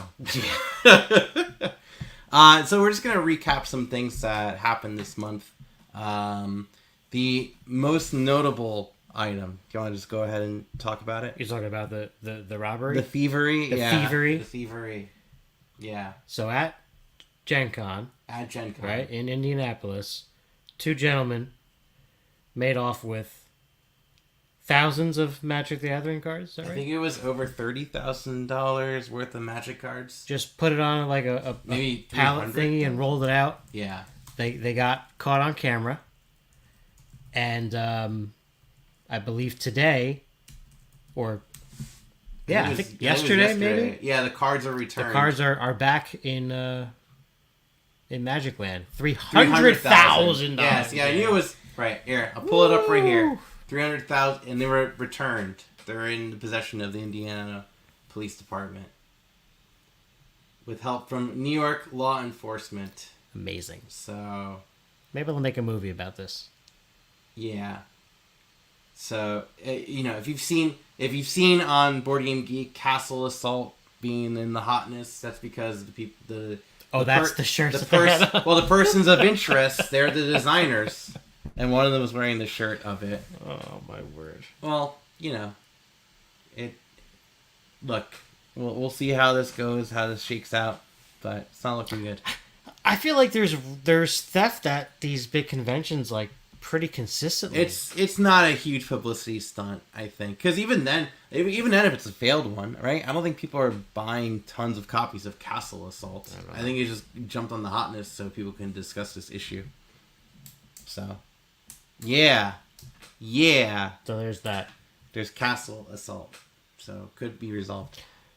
Where's my piece of paper? What's piece of paper? I wrote a piece of paper. No, that's not it. Darn it. Okay. Well, I'm just gonna go off one's mine. from the top of my head. So we talked about the Dune Imperium expansion last time, but we didn't talk about the digital app that is being worked on. Mm-hmm. So what I'm gonna do, I'm gonna pull up on a separate screen. So there's Dire Wolf has announced that they're going to be making an app for a board game, like a digital implementation of the Dune Imperium board game. But not only that, they've announced that they're going to do Arc Nova, and they're going to be doing Cascadia as well too. Ooh. So I still haven't played Cascadia. I should play it.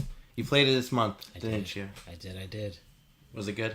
I love it. It's my favorite game. It's just so, I don't know, just smooth. Can you see it as an app? Oh yeah, for sure. Yeah. I was gonna say, out of the three that you just mentioned, that those other two are pretty hefty things to implement. I would feel like into app, whether the Cascadia does not have as much going on. I'm surprised Cascadia still isn't on BGA, to be honest. That's a good point. And the expansion's coming out too. Landmarks. Did you pick that up? No. Is it out already? I don't think so. Coming fall. Yeah. 2023. Definitely want to pick that up. Yeah. For sure. I think it just adds things to your personal, board that you're kind of building. Let's see. Animals. Yeah. Pretty much it. Yeah. I don't know. More stuff. More stuff. Yeah, I don't want it to be, I love the game, so I don't want anything that's going to, The one I do want to bring up, so Orleans is a favorite game of mine, and they're coming out with a new expansion at 2. Now, I believe it's called Orleans the Plague. I found it on one of the sites. It's not even on Board Game Geek yet. Oh. Let me see if I can find the picture of it. But I saw a picture of this Orleans expansion. Let's see if I can find it. Orleans Bristol crossover event? Huh? Is it a Bristol crossover event with the Plague? Here it is. Oh, that's Plague-ish, I alright. found it. Here it is. Orleans the Plague.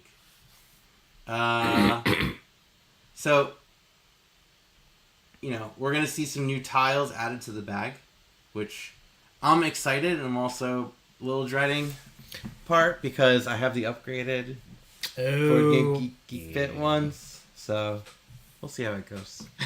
That's how they get you. That's how they get you. But we got the Plague. So, I'm excited about it because I do like the Orleans expansions. I think if I were to, Orleans is my top 20. And my favorite way to play Orleans is with the Invasion expansion, which turns the game from a competitive game into a cooperative one. And it actually works out super well. So I'm excited to see what the Plague does. Said no one ever. Well, what about Bristol 1350, right? I wasn't excited to see what I was plague free. You were plague free. Yeah. For now. Everyone in my cart was plague free. We won. That's how they get you. But Orleans, the Plague, I'm looking forward to playing that. The Pest. The Pest. But honestly, that's honestly where the real news items that were interesting? Well, I have one more. I have a game that I'm excited about that's coming out also in fall of this year. What is it? It is the new skin of one of my favorite co-ops, Horrified. Oh, yeah. And this is, it's so funny because, so it's Greek mythology. Yeah. So I love Greek mythology. I'm Yeah. so pumped to play against these mythical creatures. It's just so funny that I would have never guessed this as the next version. Yeah. My mind just never went there. And when I saw it, I was like, holy crap, that's awesome. Like this is awesome. So I'm really, really, really, this is an instant buy for me. Yeah. I'm really looking forward to seeing how these monsters play. I'm assuming that the mechanics are greatly or generally the same as the other two games because they, that part really works well. Really just moving around the board, collecting items to resolve, fighting these monsters in different ways. But I love the theme, so I'm really, really excited to check this out. Which opens up a whole other door. I mean, now they could do any, civilization's mythology if they really wanted to. Well, I still want them to add more stuff to the Universal ones. Yeah, I think they could do that too. I could see a mini Get expansion Family for Opera. those. Yeah. Who else? I don't know. I guess you could add like the classic ones. So there's Family Opera. You could do Quasimodo from the 20s Hunchback of Notre Dame with Lon Chaney. You could do that one. You could do Nosferatu, which is sort of still Dracula, but there's like a whole thing there with Universal and stuff. So, but yeah, I'll check it out. Kyle Rowan enjoyed American Monsters. I still haven't tried American Monsters. No? I should. I like it a lot. Yeah. Because I'm impressed the way that it just didn't feel like a different skin. Like they changed the way the monsters are pretty unique. Yeah. The Jersey Devil one is really completely changes the way you set up the game because you start with all the villagers out already. They don't put the cards in, and basically you're trying to deduce who is like the root of the Jersey Devil, like the family tree, like where it like leads to. So you're like eliminating possible suspects, basically. Yeah, I should play for it. that one. Man, Horrified. It's a cool system too. It really is. Yeah. I like it a lot. It's just, again, it's smooth. It's easy to teach. You can play this remotely over Zoom if you really want to. This is one of the ones you've done. Yeah. It's it takes a little bit of setup, obviously, but it's totally doable. Nice, cool. Family friendly, great for Halloween time. So yeah, it's a good ploy for it to come out fall of 2023.